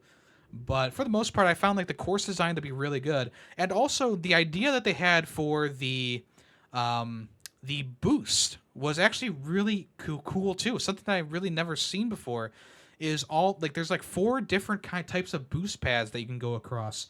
One of them is just a normal boost. It's blue. It's just a normal boost. It gives you extra boost speed. One is yellow, which refills a very small portion of your boost meter. So those are definitely worth hitting if you're low on boost or if you want some extra boost. And then there's also long strips of blue, which are relatively fast, and there's long strips of purple, which are even faster, which is really cool. It really gives you like that strategy of like, okay, I need to be on the purple strip for this one, or oh, I need to be on the blue, I should be on the blue strip instead of the boost pads, the blue boost pad, stuff like that. And then also the other actually surprisingly interesting thing is they have a pit stop in the game. And in this pit stop, it slows you down, kind of like a real pit stop would in real life if you do it in a NASCAR race or anything like that. And it refills your boost gauge all the way, 100%. So you get those little chip boost fills, but the main fill is in the pit stop, which I thought was actually really cool because now you have to strategize like, oh, should I refill my boost on the first lap or the second lap, or should I refill my boost every single lap, or whatever. The meta ended up being the refill your boost every single lap, but yeah, that's just a cool thing that like I haven't seen that in any other arcade racer. Like the idea of like actually going to a pit stop to refill your boost meter. Can we actually get to some gameplay in this video, please? Like, come on. So yeah, those are the good things about the game. Those are actually the decent things. The track design is pretty cool. The cars themselves are fine, whatever. But the different boost abilities and the pit stop are really cool. I like that, and I think the graphic style is pretty nice too. It's like this cartoony kind of vibe to it. Where this game fails is the lack of track variety. You play a lot of the tracks multiple times throughout the championship tournament things. And there's like 10 or so of those with 4 tracks each. So you play the same maps a lot. Sometimes several championships in a row you play the same map. It's like, what the fuck are we doing here? The other thing is the physics in the game are a bit wonky when you're in the air. So like there's several maps that have jumps, and if you don't land properly, or if you land a little bit off, your car will just kind of like fly around. Which is unfortunate. It really did screw me at one point. The game, the game like I was landing in the game like did like a couple of 360s, and then I landed, and I was against the wall, and it was the last lap, and it was right before the finish line, and I got screwed. I got like 8th place, and yeah, that's the thing. It's like, okay. We could have done better with the physics in the game. Could have done a little bit better with the physics in this game. But other than that, it's just other bad things about the game is the amount of grind you have to do to unlock cars. This guy is rolling with like this hover car, which I don't think you get until level 80 if you don't buy the car. But the level of grinding, like by the time that I finished all of the tournaments, I was only at level 40 of 80, which was kind of disappointing. Also, the online community is dead at this point, so if you're getting this game for multiplayer, there's not going to be anyone playing anymore. But that being said, like, in terms of Game Mill games, it's not so bad that I wouldn't ever play it again, but it's not good enough for me to, like, recommend it, because the main thing that this game is missing that would have made it way more fun is drifting. There's no drifting in this arcade racer, and that makes the steering feel kind of bad. And that's one of the reasons why this game is going to end up with a 2.5 out of 5. If they had added drifting into this game, it probably would have been a 3 or a 3.5. Something to make it a little bit more fun. Something to make it a little bit more wacky. Because there's so many courses in this game that have turns. Just turns everywhere. And how fun would it have been to drift around all these corners, drift around everything like that? It's unfortunate. So, for that reason and the others that I've listed, I'm going to give this game a 2.5. It's not the worst arcade racer I've ever played. It's honestly not the worst game that has come from Game Mill this year. But it's not something that I would recommend even to, like, kids. Maybe kids who like NASCAR will get a kick out of it. But I will say that for me as an adult playing this game, I don't think I would. I would just have my kid play Mario Kart or something like that. You know, like I wouldn't go out and seek this game out. You know, so there you go.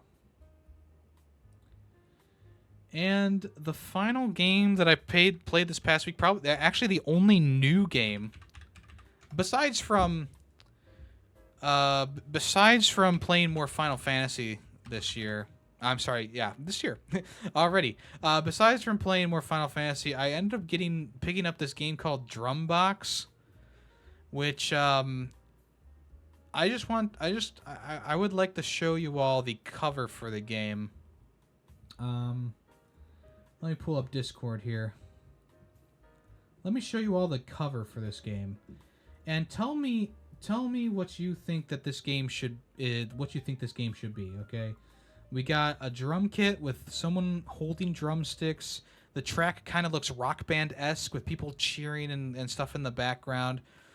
I mean, talk about false advertising, right? So I picked this game up, not thinking that it was going to exactly be like this, but you know, close to it.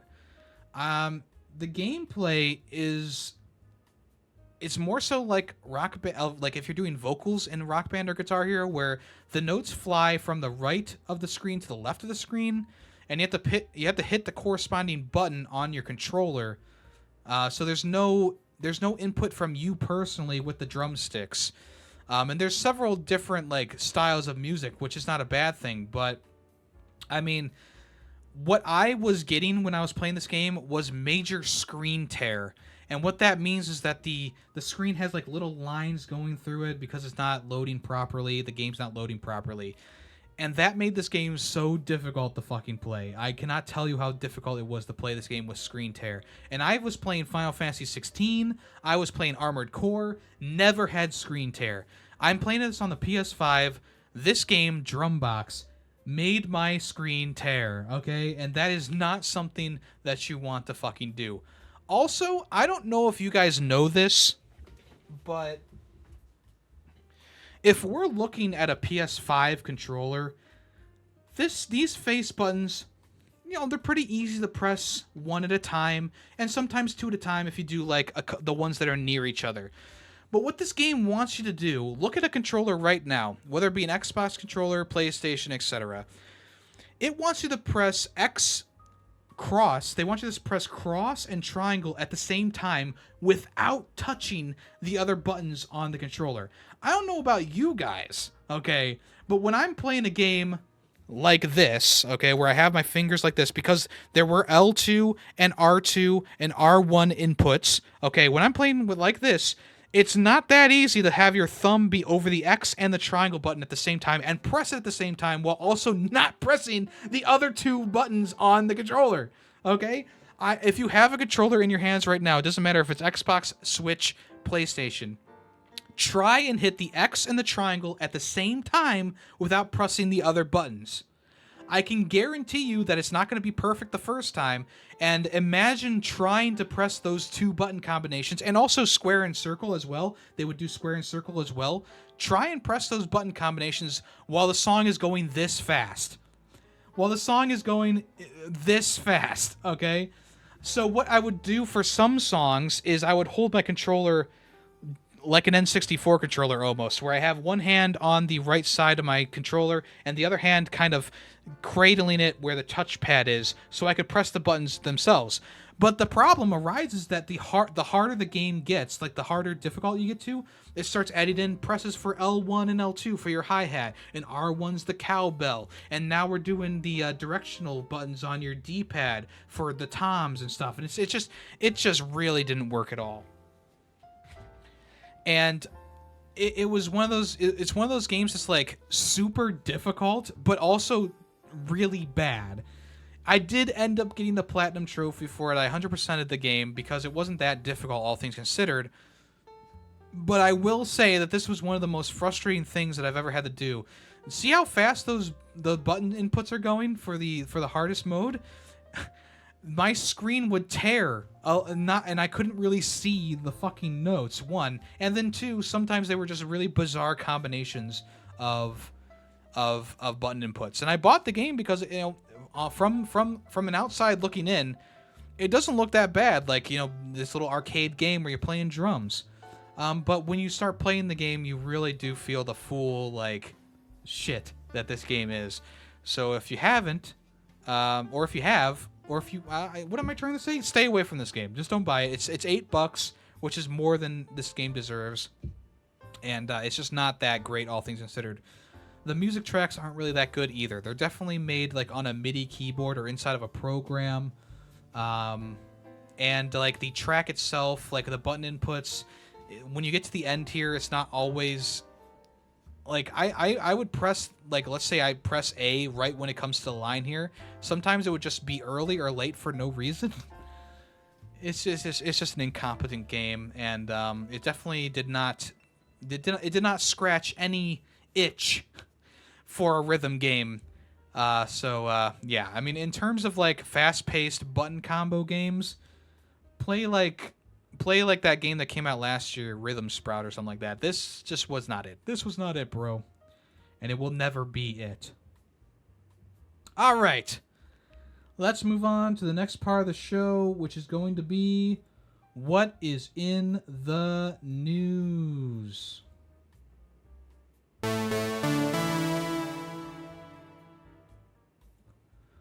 All right, so first up, we alluded to this a couple times, and if you have comments, please let me know in the chat. But Xbox, we all know that Xbox, PlayStation, they have a share button to share clips of gameplay online. And someone who probably was thinking with their dick and not their brain decided to capture some gameplay from Baldur's Gate 3, which he describes as a naked camp time fun. So I'm guessing it was like a sex scene or something like that, or maybe a scene with a lot of naked people. And he pressed the save clip option. But what he didn't understand was when he saved clips, they were automatically being uploaded to the Xbox servers and on his profile. So now this moment of horny brain ended up getting him a 1-year ban, 366-day suspension for the recording of some explicit moments from Baldur's Gate. In a Reddit post, the person named Daddy Vegas, who now has his various horny thoughts uploaded, said that he recorded 3 clips last night of some naked camp time fun. Xbox by default uploads all recorded clips to the server for easy sharing. Each clip counted as a different infraction and got my account banned for a year. I'm hoping that the appeals process fixes this, but as of now, I can't play any game that requires a network connection, basically making all the money he's put into Modern Warfare 3 over the past 6 months even more worthless. And here's the picture of his suspension here. The game, all 3 of the game clips got him different varying suspension days. So the first clip was a 4-day suspension. The second clip was a 22-day suspension. And then the third clip, the third strike, was a 366-day suspension, which is about a year and a couple days. So, yeah, I would kind of think that this goes without saying, but don't save or upload the clips of the sexual acts in Baldur's Gate, because as I know from various research, the scenes do get a bit explicit at times, way more explicit than anything from like Cyberpunk or Mass Effect, right? So obviously this was a oopsie mistake, like, oh, I'm gonna save this because I want to wank to it or something like that. I don't know, but in the end, it ended up getting his account banned. And actually, the dev behind Baldur's Gate came out in a Twitter post. The director of publishing came out in a Twitter post and said, we've seen the reports that some players are getting banned or otherwise face issues on Xbox having uploaded screenshots of videos of their gameplay content. We're in discussion with Microsoft and we're looking into it. And this is annoying and uncool, which is probably my favorite line of the year so far. So yeah, at this point, if you are playing Baldur's Gate and you want to save a sexual encounter with another character, maybe boot up OBS, or maybe, I don't know, turn off the instant sharing on Xbox or PlayStation. I don't even know if you can on PlayStation turn it off. But if you do need to hide your various escapades, here's a handy feature here. Go to your profile and system settings, go to settings, go to preferences, go to capture and share, choose automatic uploads, and turn off the feature from there. That'll circumvent the Xbox automatically uploading your clips to the internet. And unfortunately, this guy had to get a year-long ban in order to learn that. This character kind of looks like Hollow. Am I losing my mind? This character kind of looks like Hollow on this screen. Anyway, yeah. So this is probably going to be reversed. I would think this is going to be reversed. We'll wait to hear from anything from this. If it doesn't get reversed, that's pretty crazy. But it should get reversed. I mean, it's gameplay, whatever. So there you go. Baldur's Gate 3 could possibly get you banned on PlayStation or Xbox if you save those spicy moments. All right, Jack Black is going to star as Steve in the Minecraft movie. Wow. This is insane. Like, out of all the things that are insane, this is insane casting. Like, him as Bowser, not too bad of a casting, honestly. Him as Steve? I don't know, man. I just don't know. Jack Black announced this in an Instagram post where he was reading a book called Minecraft Basics for Dummies in his mansion with pink walls. He was reading that. It got over 1 million, almost 2 million likes at this point. But yeah, Jack Black is going to be Steve. The film is targeting a 2025 release, so I think it's going to be an animated movie, although we don't have 100% confirmation, but I think it's going to be an animated movie at this point. In a description about the movie, they said the malevolent Ender Dragon sets out on a path of destruction, prompting a young girl and her group of unlikely adventurers to set out and save the overworld. So yeah, Jack Black is starring opposite Jason Momoa and Danielle Brooks, along with Sebastian Eugene Hansen, who have all signed on to play various characters. But Jack is officially Minecraft Steve, the poster child of Minecraft. And I just don't see Jack Black's voice coming from this character. I just don't see that. Bowser, sure, I can make it work. Steve? I don't know, man. Kind of weird. Maybe I'll be proven wrong, like with 99% of Super Mario movie. But, yeah, kind of a very strange, very strange. No Anna Taylor-Joy in this one so far, but hold on to your butts. Next up, Square Enix is going to implement some AI into its strategy for 2024. This is coming after the blockchain stuff that Square Enix was doing, and the crypto stuff that they were doing as well, selling crypto, selling like AI art, not AI art, crypto art and stuff like that. The president Takashi Kiru talked about how they're going to be aggressively applying AI and other cutting-edge technologies to both the content development and publishing of their video games. which is pretty crazy. We already saw Final Fantasy VII Rebirth artwork being made by AI, and that was not great. Yeah, this is a very troubling thing. Square Enix is definitely in a weird place where it's like, yeah, the games are still pretty good, but now all of a sudden we're implementing these weird things like AI into working on video games. Like, I understand AI as a tool, not only for artists, but maybe for game development, where it can fill in the cracks of the code that maybe you don't need to like focus on. Like, you can focus on other things while the AI fills in the little bits of information there. Or same thing with like art, where it's like, you know, you can draw something and have the AI kind of like do stuff with it, fill in the blanks. Maybe more so with animation, but even then, it's like, if this aggressive AI and cutting edge technology takes jobs away from human beings, it's definitely going to be frowned on, majorly frowned on. I'm already frowning on this because we don't need AI in the video game space. We don't need AI in the art space either, or the television or movie space, but we certainly don't need AI in the video game development sphere. And like, I think a lot of companies forget that all the bangers, all the greatest hits, all the greats have been made by human hands. And when you put AI into the mix, it's never as good. With art, with music, with video games, it's never as good as when a human is there fine-tuning it, tweaking it, and making it perfect. There was that AI artist, music artist, that put out a song this past year, and do you know how terrible it was? People in the comments were like, "Oh my god, this is so good." No, it wasn't. It was cliche. It was going off of prompts. It looked weird. It didn't sound good. And the same thing is going to happen with anything that AI is a part of. You need that human hand to go, "Oh, this is bad. Let's tweak that. Oh, this isn't good. Let's tweak that." Just eliminate the AI then. Just eliminate the AI and let humans take the reins, okay? If you're going to implement AI, use it for the small things, the bits of code that you don't need to have finesse on, right?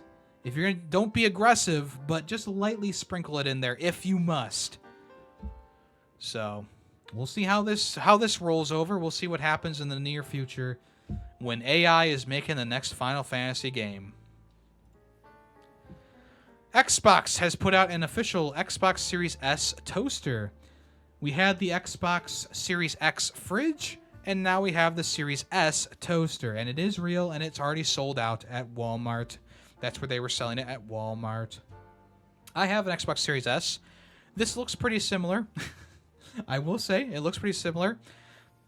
I do believe that people joked about the Xbox Series S looking like a toaster at one point. So Xbox said, "All right, fine, we'll do it." This was revealed back in March. I don't think I had talked about it, though. So this Xbox Series S 2-slice toaster was up for sale on Walmart's website, and I believe you can find it at stores for $40. It has some 5-star reviews so far, but let's talk about the specs on this thing. Meet the Xbox Series S toaster. This appliance will take your kitchen countertop to the next level. The shade selector dial lets you toast your bread, English muffins, frozen waffles, and bagels exactly how you like them every time. Anywhere from lightly toasted to dark. Multiple family members or roommates? Keep a list of everyone's settings to score the group breakfast bonus. The countdown timer lets you know how much longer until your toast pops up. No more breakfast-induced jump scares or trying to spread butter on bread that has already gone cold. Excuse me, because you were trying to find a good save point. But wait, there's more. It imprints the Xbox Sphere logo on your bread while it's heating it. It's the next generation in toasting console. Get yours today. So yeah, kind of a funny thing. Like I said, it's already sold out, but it's only $40, which isn't that bad, honestly. The Xbox Series X fridge was like $150, which was crazy because most of them didn't work. But this actually seems like a little fun thing to have. I've already gone through the specs, but has ejection sensors. It has an LED digital light countdown. It imprints the Xbox logo. It automatically will shut off if it isn't in use, which is pretty cool too. There's a removable crumb tray, gotta have that, and an auto centering guide. So there you go. So, yeah, if you want to pick that up, probably have to wait for a restock at this point, but $40 at Walmart if you want to check that out. All right, Frogware Interactive. They had a lawsuit for their games, one of them including the Sinking City. I think the Sinking City was the main lawsuit that was happening. This is a Ukrainian developer called Frogwares, and they have actually emerged victorious after a legal battle with the publisher Nacon over the Lovecraftian game The Sinking City. Frogwares is now the official sole publisher of the IP, and of course they developed the game too. This was all the way back in 2023 that we originally started getting reports of the game being taken down and there being legal trouble. And now finally, at The Sinking City on Twitter, came out with a post saying that they had won their lawsuit. Frogwares is now the sole publisher of The Sinking City on all platforms, including PC, so you can expect the latest version of the game to be available on Steam, Epic Games, GOG, and Games Planet in a few weeks. The latest version will come with all the previous bug fixes and optimizations, as well as a few things to keep in mind for the existing owners of the game on Steam and Epic stores. Due to a number of technical reasons, your old saves won't be compatible with the latest version. On Steam, when you launch the game, you will have the option to keep playing the old version if you want to finish it. We're keeping the old version only for a limited time. Please consider finishing your playthrough before February 28th, 2024. Alternatively, we will soon release new saves for you to download and use. On Epic Games, you will also be able to download and use our saves. I want to thank you for all your support and patience, and we look forward to sharing more news in the future about the Sinking City very soon. So there are some caveats to the whole thing, obviously, because they had to republish and re-put the game onto storefronts. There was a lot of craziness that had to happen there. But it's nice that they won this legal battle. They are officially publishing their own game, and we'll see where they go in the future. They can do many things. Earthbound, aka Mother, is it just Mother 2? It's Mother 2. So the original Earthbound in America is originally Mother 2 in Japan. It's actually celebrating its 30th anniversary this coming year, or actually this year, I will say. On Nintendo of Japan's Twitter account, which is in Japanese, of course, had to be translated. It says, "Happy New Year! 2024 marks the 30th anniversary of release of Mother 2. We are preparing various plans, so let's enjoy this year together." So, we did get Mother 1 and 2 on the Nintendo Switch Online service for the SNES and NES. So that is a good thing. You can play the game right now if you so desire. Both games, the prequel and the sequel. But what does various plans mean? Does that mean that they're doing a remaster, a remake? Does that mean that they're re-releasing the games outside of the Nintendo Online service? Does this mean that they are releasing Mother 3 finally in the U.S. with an English translation? What does this mean? We're not sure yet. But what we do know is that they are planning to do something at least in Japan. Maybe not in America, but at least in Japan. So keep your eyes peeled for the first Nintendo Direct of the year, which usually happens in February, which is actually relatively soon at this point. So keep your eyes peeled for that. Maybe there'll be something Mother related in the next Direct, or maybe it'll only be in the Japanese version. I guess only time will tell. The game originally released on August 27th, 1994 in Japan, and then it came over in 1999, I believe, after NES appeared in the N64 version of Smash Bros. So there you go. Pretty cool. Alright, Gran Turismo Sport has been delisted completely from the PlayStation Store. You can't buy it, but you can re-download it if you already bought the game. Now, this originally was supposed to be taken off the store on the 31st of January.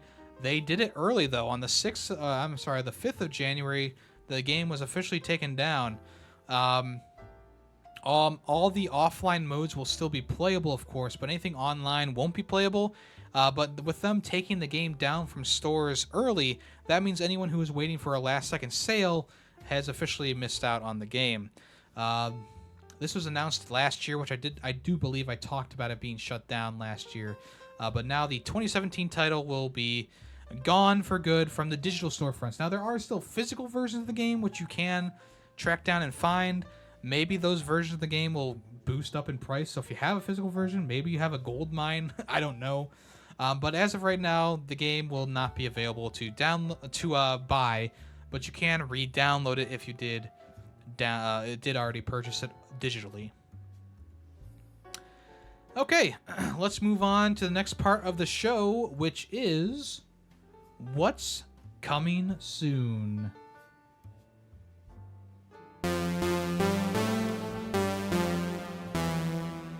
Okay. Disney themselves accidentally outed the Star Wars Outlaws PS5 release window. Now, I know that it said 2024 back in the day when Ubisoft showed off the trailer for it, but we now know that it's going to be late this year. Probably meaning like a November, October release, which is pretty exciting. Now, I know probably a lot of people want it early 2024. I personally am really excited for this. It doesn't look like the regular Ubisoft schlock. It definitely looks like they put a lot of time and care and effort into this game from what we've seen. But in a blog post by Disney Parks, I don't know if that's like a blog site for the parks in general, they may have accidentally revealed in the blurb that it will be late this year instead of the neutral 2024. Now, of course, this isn't 100% confirmed, but with it coming directly from Nintendo, we can only assume that Outlaws will be coming in late 2024. It's definitely not going to launch early this year because of the crazy group of games coming out, but I think late 2024 sounds about right. Now, it's always possible that it could be delayed until 2025. I mean, games like this that are this big and this popular, I mean, it was the second most wanted game at the Game Awards next to Final Fantasy VII Rebirth. As long as they put the polish on here, don't release it early like Jedi Survivor, I think it's going to be a great game. And it's going to be something different for the Star Wars universe in terms of video games, because we've had a lot of games that are either like Jedi games or like, I don't know, racing games, I guess. So it's going to be a little bit of a different journey here. Does look interesting. Definitely interested in that. So keep an eye out for that. Maybe around Summer Games Fest time, they'll give an official release date. We'll have to wait and see. As you may or may not have heard, Steamboat Willie, that version of Mickey Mouse and his friends, are all available in the public domain now. So you can kind of take the IP and kind of do what you want as long as it's transformative. And people are already making movies about a killer Mickey Mouse, Steamboat Willie type Mickey Mouse, but now they're making games, further showing that people cannot be original to save their life. So essentially in this game, it's called Infestation Origins or something like that. It's kind of like maybe like a Dead by Daylight kind of thing where one person plays against others and you try and take out the infested rat nest. It's called Infestation 88. All right. It's a new co-op horror game based around Mickey Mouse. In a Twitter post, it said, announcing Infestation 88, a co-op horror game in which you are playing as the exterminator treating sinister infestations caused by twisted versions of classic characters and urban legends. In early 1988, what was thought to be an outbreak of vermin morphed into something far more sinister. Infestation 88 is an episodic 1 to 4 player co-op survival horror game in which you and your friends are exterminators called in to treat those mysterious infestations. Do you know why it's episodic? Do you know why? Because they literally started working on this game probably about a month or two ago when they heard that Steamboat Willie was going to be public domain. That's the entire gist of it. It's not going to be a complete game at launch. It's probably just going to be another one of those games that comes through. It's a survival horror game. It's going to probably be on the same. It's probably going to have the same lifespan as like Chainsaw Massacre, where it's like it gets some pomp and circumstance, but in the end, who's going to really play it over other games that have done it better and are longer standing? It's either called Infestation Origins or Infestation 88. I guess they haven't nailed down what's going to be called yet either. But once again, this just shows how unoriginal people are, because we've already had like 3 instances of Steamboat Willie Mickey Mouse being evil, and it's kind of run its course at this point. We've had Winnie the Pooh, we've had the Grinch, we've had Pinocchio. What's next? Steamboat Willie, obviously. The new Prince of Persia game. They released some stats about how it's going to run on various consoles. And on the PS5, it's going to run at 4K resolution with 120 frames per second. Now, obviously, you need a TV that can run 120 frames per second, but that's pretty nice. If you are on the PS4 Pro version, it'll run at 60 FPS, while gameplay will be in 4K. And also, the standard version of the PS5 will run 60 FPS at 1080p, which makes sense. I'm very excited to play this game. It's definitely one of those games that I'm very excited to play. Prince of Persia hasn't been around since, like, I don't know, 2008 or something like that. Like something crazy like that. So Prince of Persia: The Lost Crown, some good specs there. Very excited for that. Ubisoft, I mean, you know, say what you want about Ubisoft, but they might be cooking this year. Prince of Persia and Star Wars Outlaws. We'll see how they come out in their final form, but hopefully this is a strong start to the year. This is like the first major release right next to The Last of Us Part 2 Remastered. So we'll see how that goes. Speaking of Last of Us Part 2 Remastered, nice segue, Yemmy. The new No Return mode is being lauded as super difficult. One of the developers behind the game, named Del Walker, said on Twitter, "I don't think you guys are ready for just how stressful the survival mode for The Last of Us 2 Remastered title is. Not recommended for weak hearts." Ah, wow. Sounds like this is going to be a real banger of a roguelite mode. I did not personally find God of War Ragnarok Valhalla to be that difficult per se. I did get through it relatively quickly. So I'm not taking what this person said to heart. I mean, I know it's a developer or whatever, but I'm not taking this to heart entirely. I'm sure it'll be a pretty intense, stressful mode because the game itself is pretty stressful and whatever. I don't know if it's gonna be super. I mean, the main game itself is not really that difficult in my opinion. I even though you can mess up and make it more difficult. I don't know. I guess we'll have to wait and see. We'll have to wait and see. I am interested in purchasing the remastered version with a $10 upgrade, but I'm probably not going to do that until later in the year when I'm actually planning on playing it for like October or something like that. And maybe I'll find like a physical version on sale, which would be nice because I do like to get PlayStation games specifically physically. But yeah, I guess we'll have to wait and see how that goes. It's coming out soon though, the day after Prince of Persia. So there you go. RoboCop Rogue City is getting a new game plus mode. Officially, it's getting a new game plus mode. This is something that a lot of people have been asking for in the game, seeing as the skill tree really can't be upgraded all the way in one playthrough unless you're really like meticulous with like your pathing and stuff like that. But the RoboCop developer came out on Twitter and said, "Many citizens have been asking for a new game plus for RoboCop Rogue City. We've heard you. So stay tuned for more information on this topic in weeks to come. Until then, stay safe and out of trouble." So they didn't give a specific time frame for when they're even going to announce the game's new game plus mode, but it's nice to know that they are working on it and hopefully will be implementing it in the near future. Personally, I wouldn't mind them keeping the skill tree and maybe taking the upgrades for your gun away, because by the end of my playthrough, the gun was overpowered as fuck. But we'll see what they do. A game called Pigeon Simulator Survival is coming out. This game is a wacky, maybe Untitled Goose Game inspired kind of game where a hipster kicks the pigeon, and now we're on a path of revenge, right? So the game does not look graphically that great per se, but it's got that wackiness to it that's going to catch some eyes. The pigeon pulls out AK-47s and stuff like that. The developer is Midnight Works.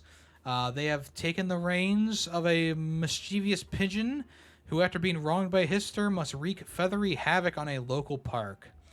devour forgotten food, replenish lost energy, and engage in aerial hijinks that necessitate a full-scale police response. So there you go. This is not the Pigeon Simulator game from a few years ago. This is a new, different game, different developer. This is already out. It is already available now. It came out on the 4th of January. If you want to check that out. The Cub, which is actually like a sequel to The Golf Club, which came out maybe last year or 2 years ago at this point.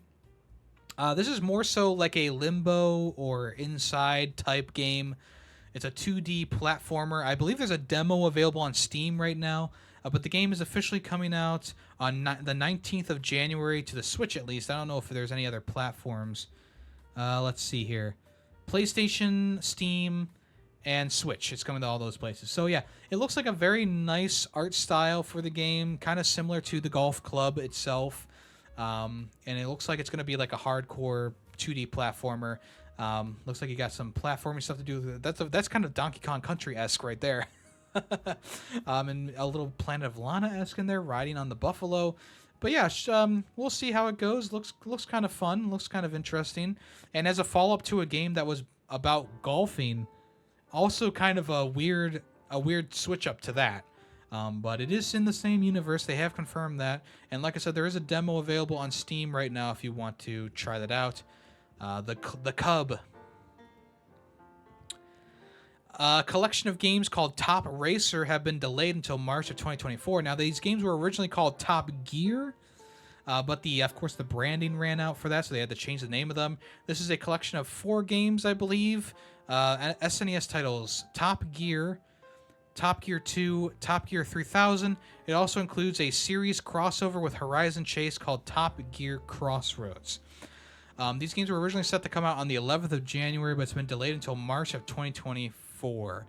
No specifics really for why it's being delayed, but they said it's going to enhance the experience for everyone and refine all the classic and exclusive modes. So I guess they're just taking a little bit more time on it.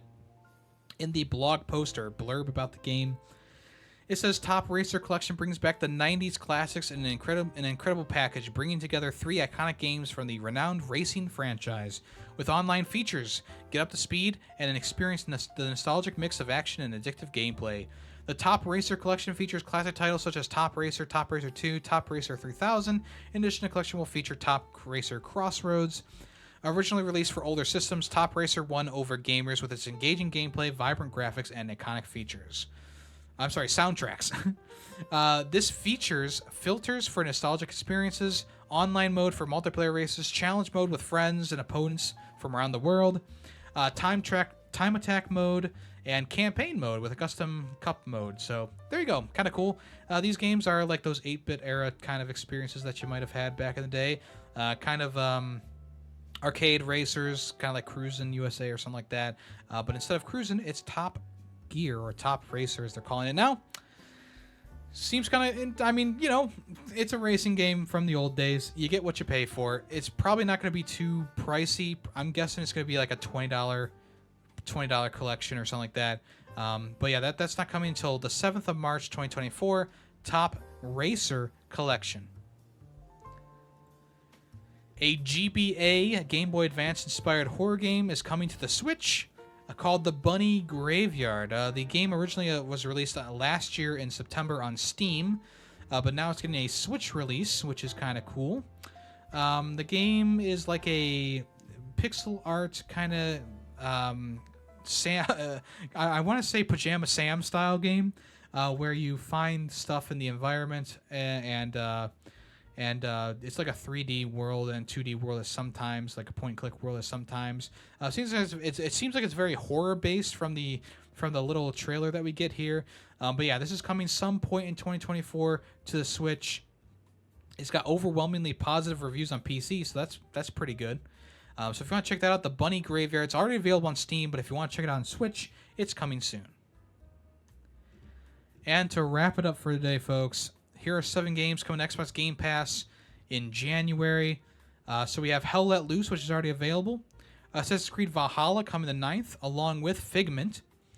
January 11th, we're getting Super Mega Baseball 4 and We Happy Few. And then January 16th, we're getting Resident Evil 2 and Those Who Remain, if you want to check those out. And then here are the games leaving Xbox Game Pass on the 15th of January. We have Garden Story, MotoGP 22, Persona 3 Portable, Persona 4 Golden, and already left the service on January 5th was GTA 5. So maybe that'll be back, maybe it won't, who knows. So if you want to check any of those games out, you got maybe about a week or so left before you can get back on those. And that, folks, is the live episode of Ferret 64 and the Ferret Awards. I do appreciate everyone who came by today and watched the award show and chatted with me and gave bits and subs and stuff like that. I really do appreciate that. The Ferret 64 podcast is a labor of love, and I do it for y'all. I love doing this podcast. I will be doing it for as long as I can. And I always, like I said on a power washing simulator stream, I try and be as authentic and original as I can be. I play games. I talk about them from the heart. And the Game Awards, the third annual Ferret Awards, is just a culmination of everything good about gaming. It's about the people who play games and not just about the publishers and big wigs who put them out. Which is why you'll see stuff like Dead Island be nominated for things that maybe would never have seen the light of day in the Game Awards or other awards shows. I try and highlight as many games as I possibly can. So here's to another year of gaming. The top 10 games list is coming out next week, and I will be live at the same time, same place, to live react with you guys for that. If you're a part of the contest, that's coming to a close on Friday next week. So if you haven't inputted your Game of the Year guess or your top 10 list, make sure you do that before next Friday. Because after that, it'll be too late. Some fabulous prizes to be had. If you guess the Game of the Year correctly, you get a free copy of that game. If you're the person with the most guesses correct, and the most right placements correct on your list, you get a fabulous prize as well. The top 10 list next to the Ferret Awards is one of my favorite things to do each year. I really put a lot of effort into these things. And I mean, I said this on the last week's episode of Ferret 64, but I'll reiterate it here. Maybe it wasn't last week, maybe it was a couple weeks ago, but I will reiterate here. I rate games based on overall quality, right? So something might get a 5 out of 5, but not appear on the top 10 list, you know? That's kind of just how I go with it. And this year, this is a hint actually. This year, I more so went with games that I found fun. That's kind of where I went with it this year. Not like ratings do matter. Don't get me wrong, ratings do matter, but a 5 out of 5 indie game doesn't have as strong of a rating as a 4.5 out of 5 AAA game. I've said that before. I'll reiterate it here. I rank games from indie developers on different scales than I do games on AAA scales. And sometimes a 4.5 AAA game will beat out a 5 out of 5 indie game. It's just kind of how it works. Sometimes it doesn't work like that because my top 10 lists, maybe they are a little bit hard to predict because I do kind of mix and match things around. This year, though, I focused on what games did I have the most fun with, what games did I have the minimal amount of trouble with, and we'll go from there. Next week, we'll reveal my top 10 list and what my game of the year is. So make sure you check that out next week. And if you want to, join the competition. It's wide open. You don't even need to be a fan of video games to join it. Just slap a bunch of games together and put a guess for Game of the Year. You might win. Who knows?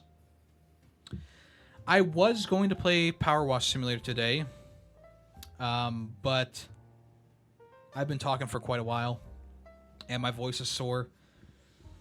And I think that we're going to leave it here for today. So we will get back to Power Wash Simulator.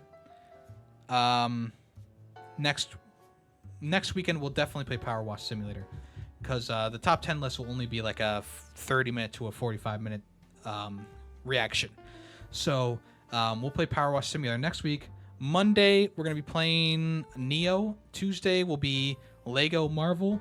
Maybe we'll be able to finish it if it doesn't freeze on me. And then my whole computer froze, actually. I can't blame the game itself. My whole computer froze for whatever reason. And then Thursday will be more Neo. And then Saturday is going to be Power Wash Simulator next week. And also the Top 10 Games contest. So thank you so much, everyone. I very much appreciate everyone who came around to the stream, showed their support. Let me thank some people. Oh, you know what I forgot to do? I forgot to do the game song. Try and guess the game song. Let me pull up that real quick here. Let me pull up that here. Forgot to do that. Alright, so you know the drill. If you know the song's name and the year that... I'm sorry. If you know the song name and the game that it's from, put it into the Discord or into the comment section on YouTube, on the YouTube version of the podcast. No one has gotten the last 3 weeks of songs, which is kind of crazy. But maybe someone will get today's song. Here we go. Listen close. Hopefully this isn't too loud. Here we go. And go.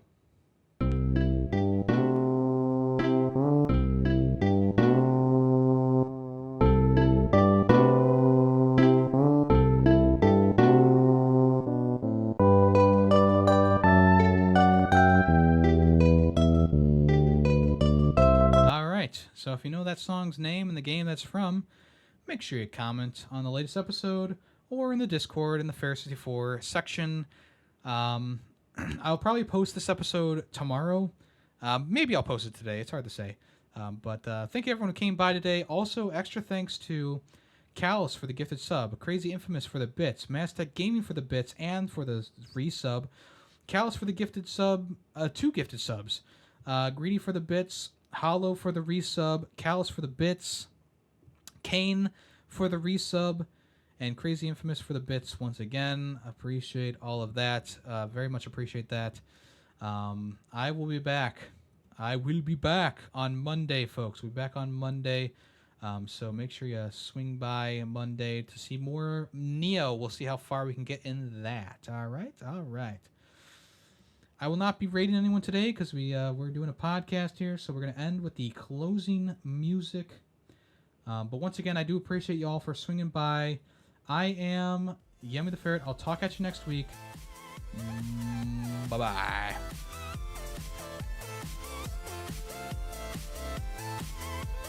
The Ferret 64 podcast is owned and edited by YemmytheFerret.